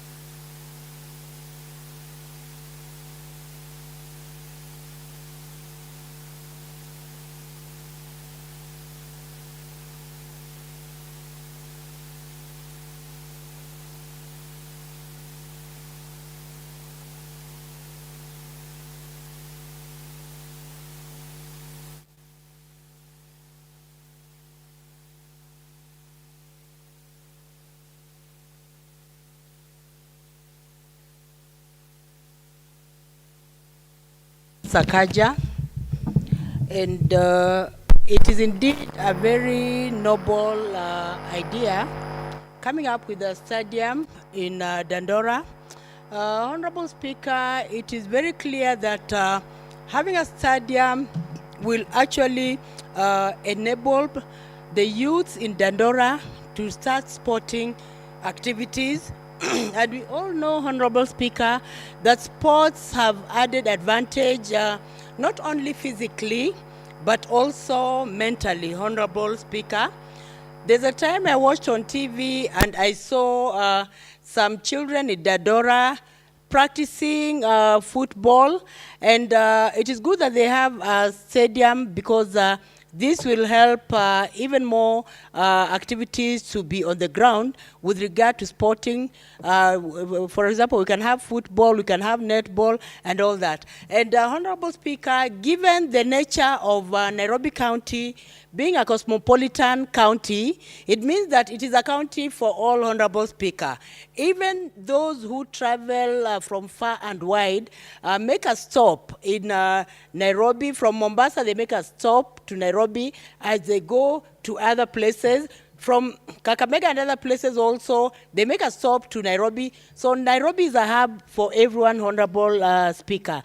So I support this, the thought that the present county governor of Kakamega should hasten to ensure that the stadium comes to a complete. Yes, Sonko started a noble project that really touches wananchi, and I commend him for that. And Honorable Speaker, just to add to what is happening in Nairobi, I suggest that all county governments should endeavor, Honorable Speaker, to have stadiums in their counties. Honorable Speaker, back to where I come from in Lugari, it really disturbs me when I see that we have tournaments. Like recently, I've had a tournament, and my tournament is still ongoing, Honorable Speaker. But it is unfortunate that Lugari does not have a stadium where youths can play. Most of the time, you find youths trying to borrow places like playing field for schools. And when they ask for that place, it means that the students will not access that facility. So, Honorable Speaker, all county governments must endeavor that in their county budgets, they set aside money for building stadiums. And even when they're setting aside money for building stadiums, Honorable Speaker, allow me to comment that when they're also coming up with stadiums, and I hope the Nairobi one will comply to accessibility for persons with disabilities, Honorable Speaker. Go, Honorable Speaker, you find that even those who are constructing, they're doing their architectural work, have not really considered the issue of disability. So when persons with disabilities go to play there, they have a difficult moment, especially even with the ramps, Honorable Speaker. Most people do not realize, even constructors, they don't realize that when it comes to ramps, they should be friendly. Sometimes constructors just make slopes. It is like a hill, so that when you're climbing up the stadium, it is just a hill. People with crutches cannot manage, Honorable Speaker. And also sometimes even people with wheelchairs that do not have effective brakes end up falling on their backs, Honorable Speaker. So it is just important that in this country, when people are constructing stadiums, the issue of disability should be remembered, Honorable Speaker. And another thing also that should be remembered, even when the county government of Nairobi is continuing with this project of stadia, there must be washrooms for persons with disabilities, Honorable Speaker, because this is something that is forgotten. And one thing that must be very clear, Honorable, is that when it comes to accessing washrooms, they should be accessible. It is a primary need. Every one of us must relieve themselves. So in many stadiums, they forget this, Honorable Speaker. And when persons with disabilities go there, they're actually told there are no toilets, or sometimes they lock them so that people with disabilities are not able to access. So, Honorable Speaker, I hope that Kakamega County, I hope that Nairobi County will do a noble job when they're constructing the Dandora, stadium, so that other counties can also benchmark, Honorable Speaker. And I want to call upon also my Governor Wycliffe Ambessa Oparanya, to actually ensure that their stadiums are built in all constituencies in Lugari, Honorable Speaker. And this is how we can nurture talent, Honorable Speaker. Like for the Msuruve Cup that I'm holding, I have difficult moments in getting, where, the youth can play in Lugari, but there's need to have a fully fledged stadia in all the constituencies in Lugari, so that if when people from Lumakanda want to play, they can go to the stadium. When people of Chevayo want to play, they can go to the stadium. When people also from Mateta want to play, they can go to the stadium, Honorable Speaker. And there can be a rota on how people will make use of the stadium, Honorable Speaker. And even when they make the stadium, they should also allocate for women also women play, women sport. Because right now, Honorable Speaker, women are really engaging in meaningful sport, Honorable Speaker. Like I remember in Lugari, during the mini league of Msuruve Cup, we had, ladies playing from different wards, and I commend them for that. They did a very good job, and they can just play as well as the men can play, Honorable Speaker. And even in the place, you could see the seriousness. Honorable Speaker, it is a time we nurture talent. And coming up with stadia is a way of nurturing talent, Honorable Speaker. Not everyone can go academic. There are some people who can go academic, yes, up the ladder. We allow them to go. But those who are not able to go academic way, then we can see what talent they have, Honorable Speaker. Our youths have different talents. You'll find that there are some who are very good in football. There are some who are very good in netball. There are some who are very good in volleyball and so on, Honorable Speaker. And if these talents are nurtured, Honorable Speaker, they can bring glory to this country, Honorable Speaker. And I want to suggest, Honorable Speaker, all stadiums must include facilities for players with disabilities, Honorable Speaker. And I want to say, when we went to Yala, Honorable Speaker, I commend all the team. everyone who made an effort to ensure that PWD darts is also played in Yala, Honorable Speaker, because you could see how PWD were happy about, playing during the Yala time. They did not now go as cheerers. They went in their own capacity as players, and they played and they brought a trophy home, Honorable Speaker. So if they were not included in the Yala Games, Honorable Speaker, would not have gotten a trophy. And Honorable Speaker, I want to commend Hon Sankok. He braved it up, Honorable Speaker. Some talents we were even surprised. Hon Sankok could, with his crutches, he would dare even just climb up the air, and you see him up the air, Honorable Speaker. These are talents we would have not managed, Honorable Speaker. And because of that talent, Honorable Speaker, the PWDs who went to Yala came back with a trophy, Honorable Speaker. So I want to say, Honorable Speaker, even the county government of Nairobi, the governor should ensure that she is creating facilities for PWDs to play on an equal measure with others, Honorable Speaker.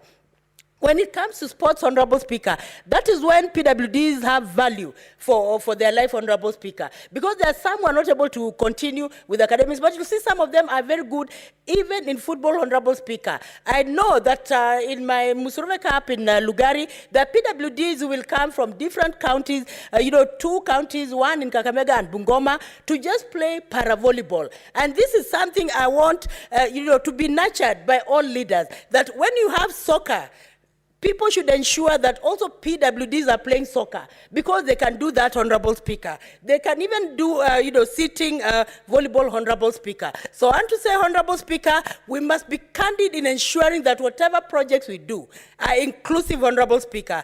We must ensure inclusivity at all levels, Honorable Speaker. If it is an academia, let us ensure that there is inclusivity. When it comes to sports, let us ensure that there is inclusivity, Honorable Speaker. And I saw very many members of parliament also, Honorable Speaker, in Yala. That is when you really know that we have members of parliament with disabilities and they enjoy sports.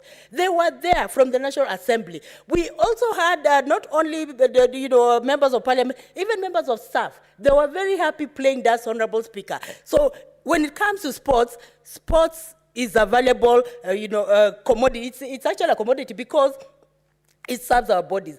Mentally, it serves us. We relax when we engage in sports. And apart from mentally, even physically, it also helps in exercising, Honorable Speaker. So everyone needs to exercise, Honorable Speaker. And sometimes when you engage in sports, like what I've seen in Lugari during the Msuruve tournament, I see that youths come in numbers, because they want to participate, they cheer their groups, and when they participate and they're active, then they'll not get into idle activities. Like for example, taking bang, doing illicit activities simply because their minds are occupied. And apart from being occupied, Honorable Speaker, when you engage youths in sports, these youths, if they're nurtured well, they can get out of the ward level, go to the county level, go to the national level, and even go to international level, Honorable Speaker. We have seen many sports people emerging from the counties and going very far and going even international and coming back with medals, Honorable Speaker. I have seen quite a number of, our sporting teams, especially from North Rift. They go out of the country, you look at them, you imagine that they'll not come with anything. But when they come back with trophies, Honorable Speaker. So I want to say, Honorable Speaker, this is a noble activity that must be embraced by all county governors, and even county governors should ensure that in their program, in their budget for the year, they also create a budget for sports, Honorable Speaker. Because I'm surprised, Honorable Speaker, that county governors do not even think of having sporting activities in their budget, Honorable Speaker. Even county executives should be engaged in sports, Honorable Speaker. We have senators, we have members of parliament engaging in, in sports every year. And this brings cohesion, and this makes them really champion issues of sports in this country, Honorable Speaker. The other time in Yala, I just saw Senator Murkomen. He was our star. He was able to make a shoot. and another one, and another one, and yet he's a member of parliament. So what I want to say, Honorable Speaker, and what I'm saying is that county governments should ensure that sporting activity, in as much as it is devolved, it should be practical, so that when it is practical, the youths are engaged. And not only youths, Honorable Speaker, sometimes even members of staff can come, can do some corporate activities where they're engaging in sports, where they're doing very many activities, within the stadium, Honorable Speaker. So I want to support this thought, and I hope and believe that Hon Kananu will do her best to ensure that she completes what Hon Sonko already started. And I also believe that county governments will do something in ensuring that in the different constituencies, there are stadiums, because stadiums are very important in our country, Honorable Speaker, for the well-being of the mind, for the well-being of the physical activity, and it can also help in earning money, Honorable Speaker. I've seen quite a number of sportsmen who earn their money through sports, Honorable Speaker. You can't earn your money always in the office, and we have to encourage even white, blue-collar jobs. It should not always be the case that if you are to earn money, you have to be in an office, you have to be in a suit, and you have to be in a tie. You can still be in the sports jersey, and you still earn money, Honorable Speaker. We have to look for ways of creating jobs for our youths in the counties. We have to look for ways of engaging youths in our country, Honorable Speaker. Senator Kasanga just recently talked about the mental health bill. And some of the causes of mental health is stress. Sometimes the youth go through a lot of stress, and because of that stress, they end up losing it out mentally. But sporting is one of the ways in which we can relax our minds, Honorable Speaker. So I support Senator Sakaja, and I hope that this report will reach the end of the tunnel. Thank you. Thank you, Senator. Senator Jerargei, Samson Kiprotich.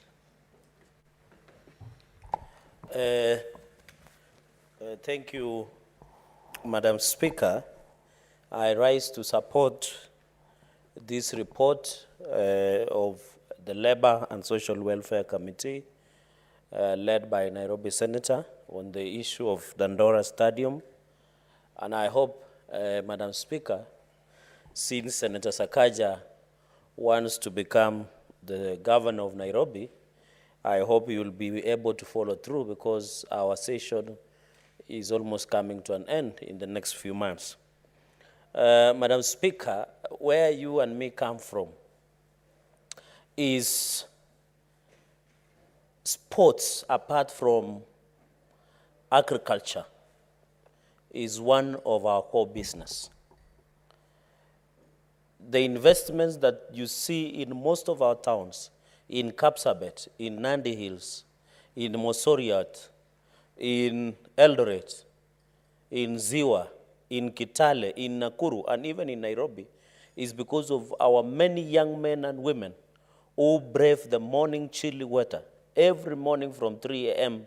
to train and become the world beaters that they are. Madam Speaker, one of the track legend and marathon maestro, Eliud Kipchoge, is one of the celebrated icons, not only here in Kenya, but across the globe. And you remember, he's now a representative under the United Nations on issues of climate. And I saw him during the Glasgow on the issues of climate, Madam Speaker. Name people like Conseslus Kipruto, Moses Kiptanui, the late, our heroine, the late slain Agnes Tirop, Madam Speaker, many others, Janet Chepkoskei, and Rita, and many others, Madam Speaker, that you can talk about, the late Wanjiru, the marathoner. We have David Rudisha. Madam Speaker, for us who come from the North Rift region, one of our core business is sports, and majorly athletics. When you go to Western Kenya, Madam Speaker, most of the young people also play football, and a number of them, like Dennis Oliej, Victor Wanyama, and many others, Madam Speaker, have even played from the local leagues up to international leagues, Madam Speaker. What am I trying today to say? Unfortunately, Madam Speaker, as we speak today, there is no proper infrastructural support to ensure that we nurture these talents, Madam Speaker. Most of these people are almost being knocked by motorbikes in the village rural roads as they run in the morning. When you go to the trucks, that we have, either in Wasingishu or in Nandi, they don't have TATA, the standard track that is needed so that you can train for qualification of international sports events, Madam Speaker. Madam Speaker, it's very unfortunate that our athletes, and it is sad that as we even talk, we remember the life of slain athlete Agnes Tirop, that the family and the rest of us are yet to receive justice many months after she was allegedly murdered away from her training camp, Madam Speaker. Madam Speaker, as a country, we must be ashamed that we have failed to protect our athletes, to protect our sportsmen and women, not only by ensuring that we have standard stadium, Madam Speaker. And it is the government of President Uhuru Kenyatta that assured us that every county should have an international standard stadium. And you remember, Madam Speaker, when the issue of Amina Mohammed, CS, came up, we were very vocal because we were questioning how can you use billions of shillings to renovate. But when you look at the standard and renovations that have been done, Madam Speaker, it was not meeting the international standards. Yet we pride ourselves as a country for becoming the powerhouse of sports in this country, Madam Speaker. You can see the mess that we have in sports, football, in athletics. Madam Speaker, when you come to my county, because sports has been devolved, Madam Speaker, for example, in Nandi, it is shaming. In 2020, the county government of Nandi set aside 70 million to renovate and ensure that Kipchoge Keino Stadium meets the standard that is international, Madam Speaker. Madam Speaker, when you go to that stadium, the grass is overgrown, there are cows sleeping on the track, nothing is happening. Yet in 2020, the budget by the Nandi County government had put 70 million into that project. It is shaming that Nandi is the source of champions, but there are no support from the county government, Madam Speaker, just like the Dandora Stadium, Madam Speaker. How can you tell the world? And when you ask the county executive and the governor, they have gone aside and now left the Kipchoge Keino Stadium, which was supposed to assist all athletes across the Nandi County. They have now started building something outside, calling it a complex, where they are only building toilets and changing rooms, leaving the measure that they should have ensured that they build Kipchoge Keino Stadium, ensure that it has an international TATA that can be used and the standardization marks that can ensure that our athletes are able to compete. And you know, even your athletes, where they come from, the city of champions in your county, Madam Speaker, were able to train because the climatic conditions, apart from Iten, is very good for the training areas like Nandi Hills, Madam Speaker. You can see, for example, we also have Nandi Hills Stadium, Madam Speaker. I was in Nandi Hills Stadium presiding over a tournament. When you go there, Madam Speaker, when it rains, the way it rains, the entire Nandi Hills Stadium turns into a man-made lake because the work that has been done is substandard. Millions of shillings have been sunk in Nandi Hills Stadium. That is why you find people going and playing, even when our rugby, Kenya Rugby plays outside Nairobi, they got a hire Nandi Bears Club to train there. Yet we have Nandi Hills Stadium that we have put a lot of millions of shillings by the county government of Nandi, but when it rains, it turns into a river, it turns into a lake. When you go there, there are no changing rooms. The place is so dirty, dilapidated. It is next to the market. The market itself is dilapidated. No one has ensured it has failed. And Madam Speaker, you know, I said in my earlier submissions during the budget policy statement that from where you and me come from, our only main economic stay are agriculture and sports. So if our county governments cannot factor in and ensure that issue of sports is addressed, Madam Speaker, it is very unfortunate. And for example, in fact, if a county like Nandi, where if you go, and I know you are a neighbor, and when you even drive everywhere in the North Rift, whenever you drive, you see runners running. Whenever you drive past the center, you see volleyball. When I organized a tournament early last month at the Mosori, at what we call First Heroes volleyball tournament, that we were recognizing volleyball heroes, many young people, you could see the potential. Their only question that they continue to ask all of us as leaders, and even the county government, where are the stadiums? Where are the training grounds? Where is the money that has been allocated to the sports? The only sports tournaments that I've seen organized are only by the CDF and members of parliament in Nandi. But when you go and then when you ask the county government of Nandi, Madam Speaker, they can't even organize what we call, I was told the other day, there is what we call hood ball. You know, there is where you play using hood ball, where a lot of money had been. They can't even organize a small league, a village league. And yet, members of county assembly across, especially Nandi, normally allocate money to sports, Madam Speaker. So the two stadiums like Nandi Stadium, Madam Speaker, and Kipchoge Stadium, there is nothing to write home about. Millions of shillings have been spent. When you go there, as I've said, especially Kipchoge Keino Stadium, the grass is overgrown, you get animals feeding there, you get these are substandard, no one can train there. That's why you find most of our athletes from Nandi decide to come to Uasin County at Kaptaga to come and train. Yet Nandi Hills and Kapsabet can be a good place. And you know very well that most of the people who have run for this country trained in Nandi because of the good conditions that we have, Madam Speaker.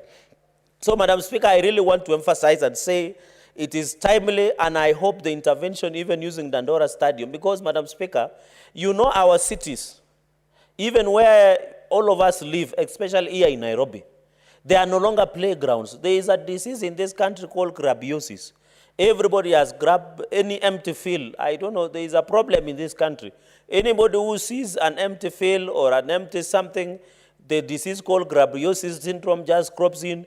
Every estate you go in Nairobi, and Madam Speaker, whenever you are around during the weekend, whenever you drive, especially southern and northern bypass, you find families and their children praying along the bypass, and many accidents have happened. You know why? Because in the estates, there are no playgrounds. Those playgrounds were grabbed, they were taken over.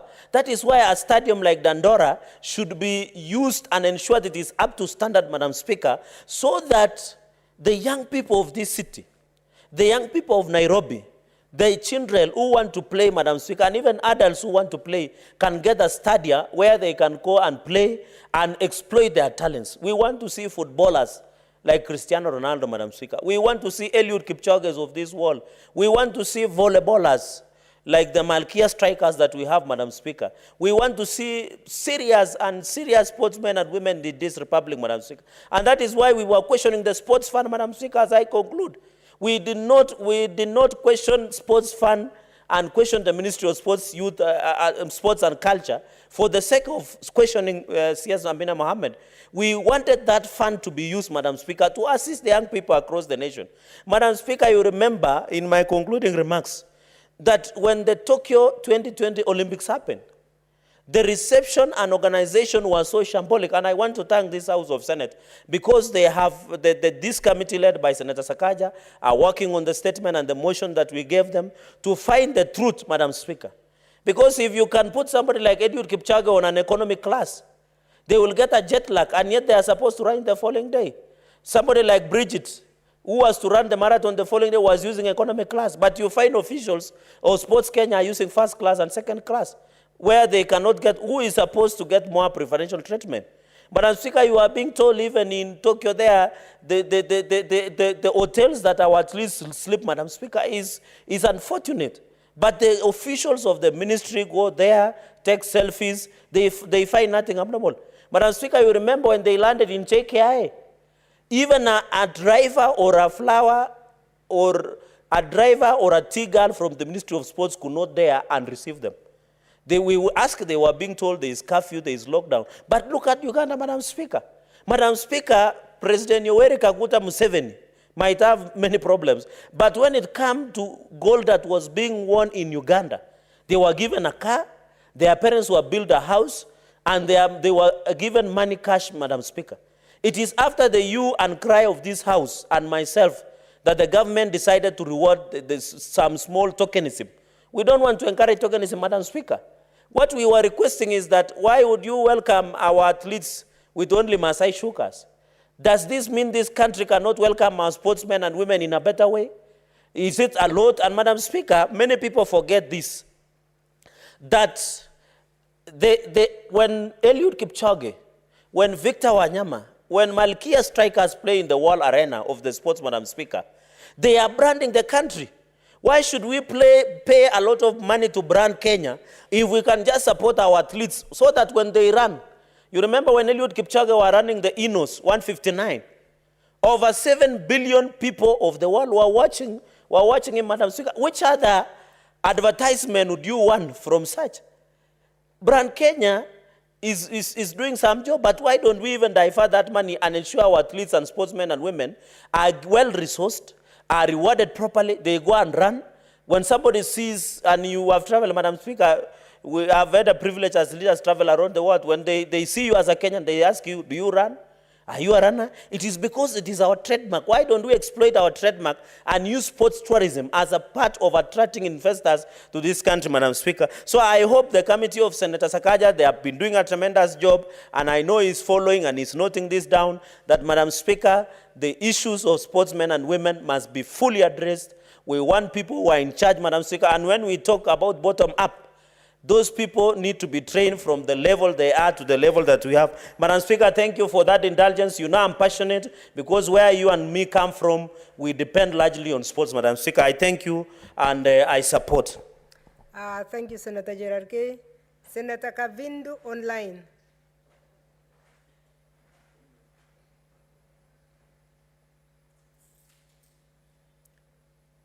Senator Kavindu.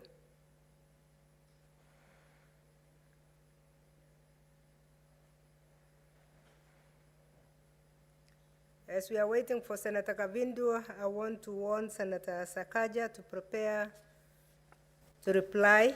That's the last contributor for the evening. Senator Kavindu. Can you hear me, Madam Yes, we can Speaker? hear you. Yes, I want to commend Senator Sakaja for this statement. And Madam Speaker, my contribution is that it is very important to build the Dandora Stadium. Please and face the camera also. Control room, please. Let's see her face.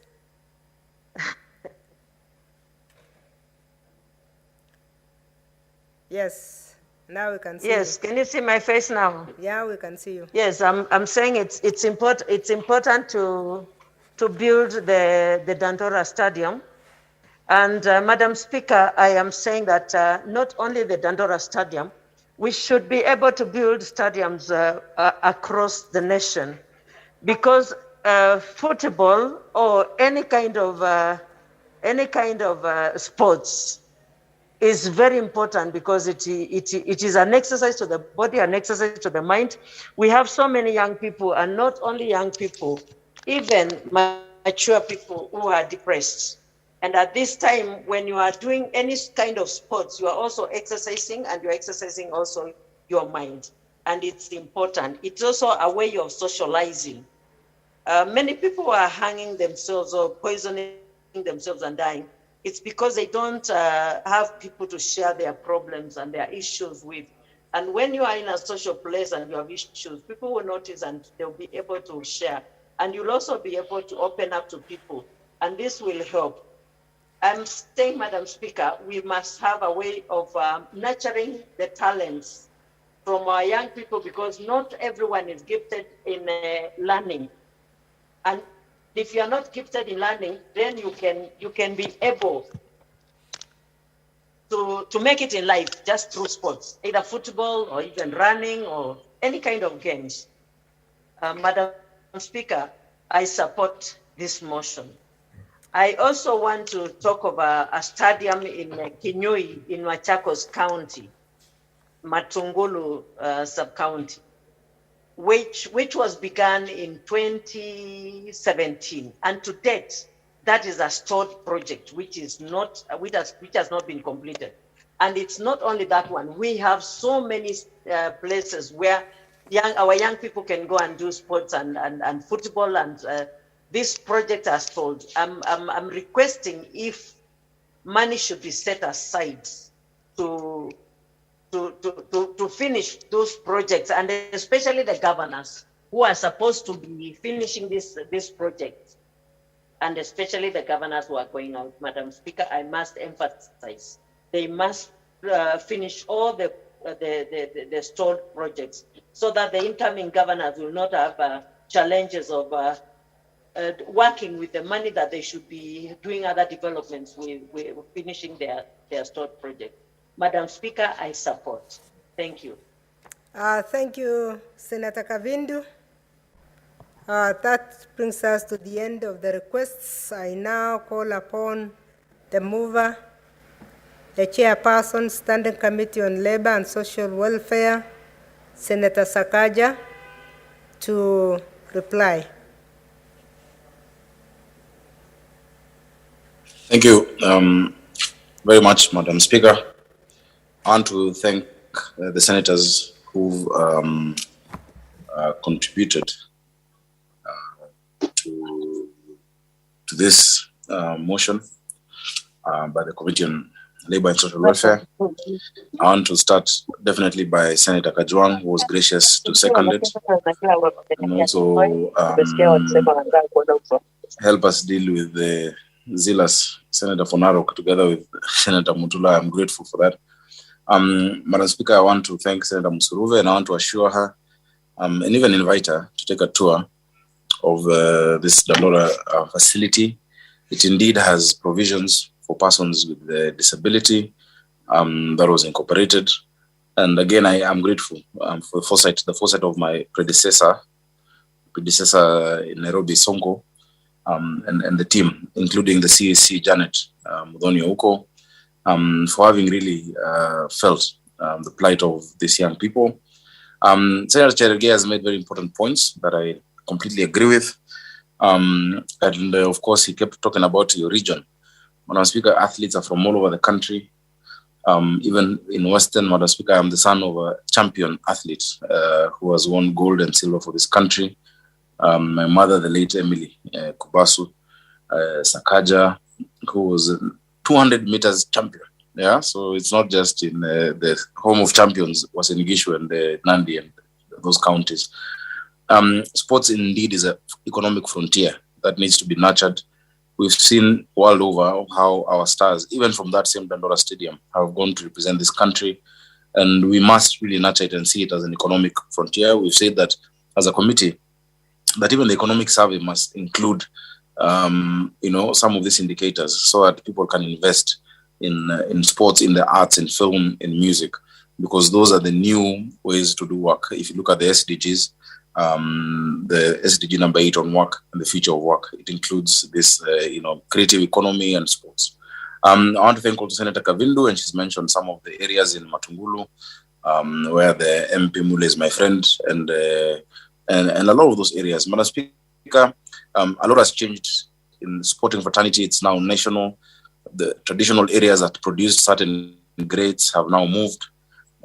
We have rugby going around the country. We have soccer. We have all of this, and I'm happy that Madam Speaker, with the support of the Senate, we can get this done. And as I've said, in as much as it was only one stadium in Dandora, we'll make sure moving forward that Madam Speaker, we can look at Umeme grounds in Ziwani. You can look at Woodley grounds in Kibra constituency, Kawangware, Kibuini, and the rest, to make sure they come to par with the standard that has been set or that is being set. Finally, Madam Speaker, and most importantly, I want to thank the young people of Dandora. Madam Speaker, if you look at the status of that stadium, for 3 years, no work has been done. There are a lot of expensive equipment, including public address, their speakers, their sound systems, their amplifiers, their microphones. None of them, Madam Speaker, has been touched or vandalized. The young people there themselves are the ones who have been protecting. And I want to single out Godfrey, the chair of the stadium, the 12 teams that play, or rather that used to play in the stadium from that area, the MCAs from Dandora 1, Dandora 2, Dandora 3 and 4 wards, who we have worked closely, and the members of County Assembly that have really played their part in making sure this is done. It had reached the point beyond which they could sort out, and I note what Senator Kajwang said. The county assemblies are the first port of oversight, but I think it was now beyond them. Even the governor felt her hands are tied, and no one in the county wanted to touch this where it had reached because of fear of repercussions. But we said, as a Senate, we have the authority and mandate to oversight all these state organs, not just the county government, but also the investigative agencies, and we hold the arm and the knife. And so we're giving them this clearance so that we can finish it for the interest of the people. This does not stop any investigation. This does not stop any agency looking into the matter, but we don't throw out the baby in the bathwater. The young people of Dandora will still and they still deserve value for their money, and they deserve to be treated as first-class citizens. And also, the longer we take, Madam Speaker, the more we waste the resources that have already been pumped in, taxpayers' money from Nairobi and from the rest of the country that has already been put in. So, Madam Speaker, I thank you for this. I thank you for the opportunity, and I'm glad. I want to thank my committee members, especially Senator Kihika, who accompanied me, Senator Omanga, who came, Mama Miradi. She is also very keen on this matter, in as much as she's not a member of the committee, and the rest of the committee, that, Madam Speaker, including my secretariat led by Monate Shaban, and the team. A young man called Kibet Kevin was in charge of this issue. Thank you, Madam Speaker. I beg to reply. And Madam Speaker, my reading is that it's not a matter that affects counties, but I will stand guided, because you could be able to put the question, or you can do it with the others, Madam Speaker. Thank you. Thank you, Senator. Thank you, Senators. This matter does not concern counties, so I will propose, I'll put the question for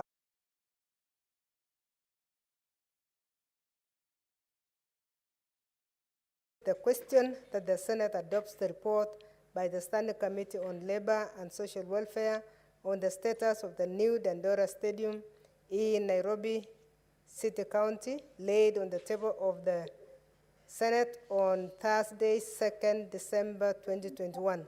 Will as many as of that opinion say aye? Aye. Will as many as of the corner say nay? The ayes have it. Honorable Senators, for the convenience of the House, we will not continue with the Committee of the Whole, and I would like to announce the orders that are being deferred, because the remaining orders are on the Committee of the Whole, and we are going to start them tomorrow. I want to urge all the chairmen of the committees and all those members who are concerned to come and prosecute their bills or motions. Order number 10, the Kenyan Sign Language Bill by Senator Gertrude Musuruve and Senator Professor Margaret Kamar.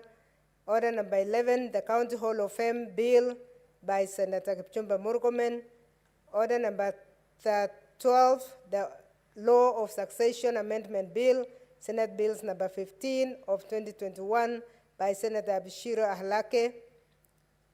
Order number 13, the County Oversight and Accountability Bill, Senate Bills number 17 of 2021 by Senator Ledama Olekina. Order number 14, the Street Vendors Protection of Livelihood Bill, Senate Bills number 7 of 2021 by the Chairperson, Standing Committee on Tourism, Trade and Industrialization.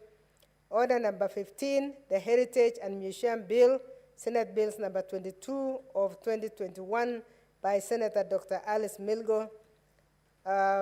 Order number 16, the County Government's Amendment Bill, Senate Bills number 38 of 2021 by Senator Moses Kajwang. Order number 17, the Lifestyle Audit Bill, Senate Bills number 36 of 2021 by Senator CPA Faria Haji.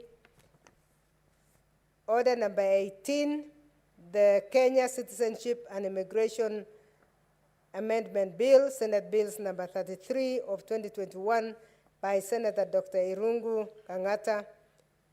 And order number 19, the Intergovernmental Relations Amendment Bill, Senate Bills number 37 of 2021 by the Chairperson, Standing Committee on Devolution and Intergovernmental Relations. All those orders stand deferred to tomorrow morning, 10 a.m., and I urge all those concerned to be present to prosecute. Honorable Senators, therefore, there being no other business, it is now time to adjourn the House. The Senate therefore stands adjourned until tomorrow, Wednesday, 22nd December 2021 at 10 a.m.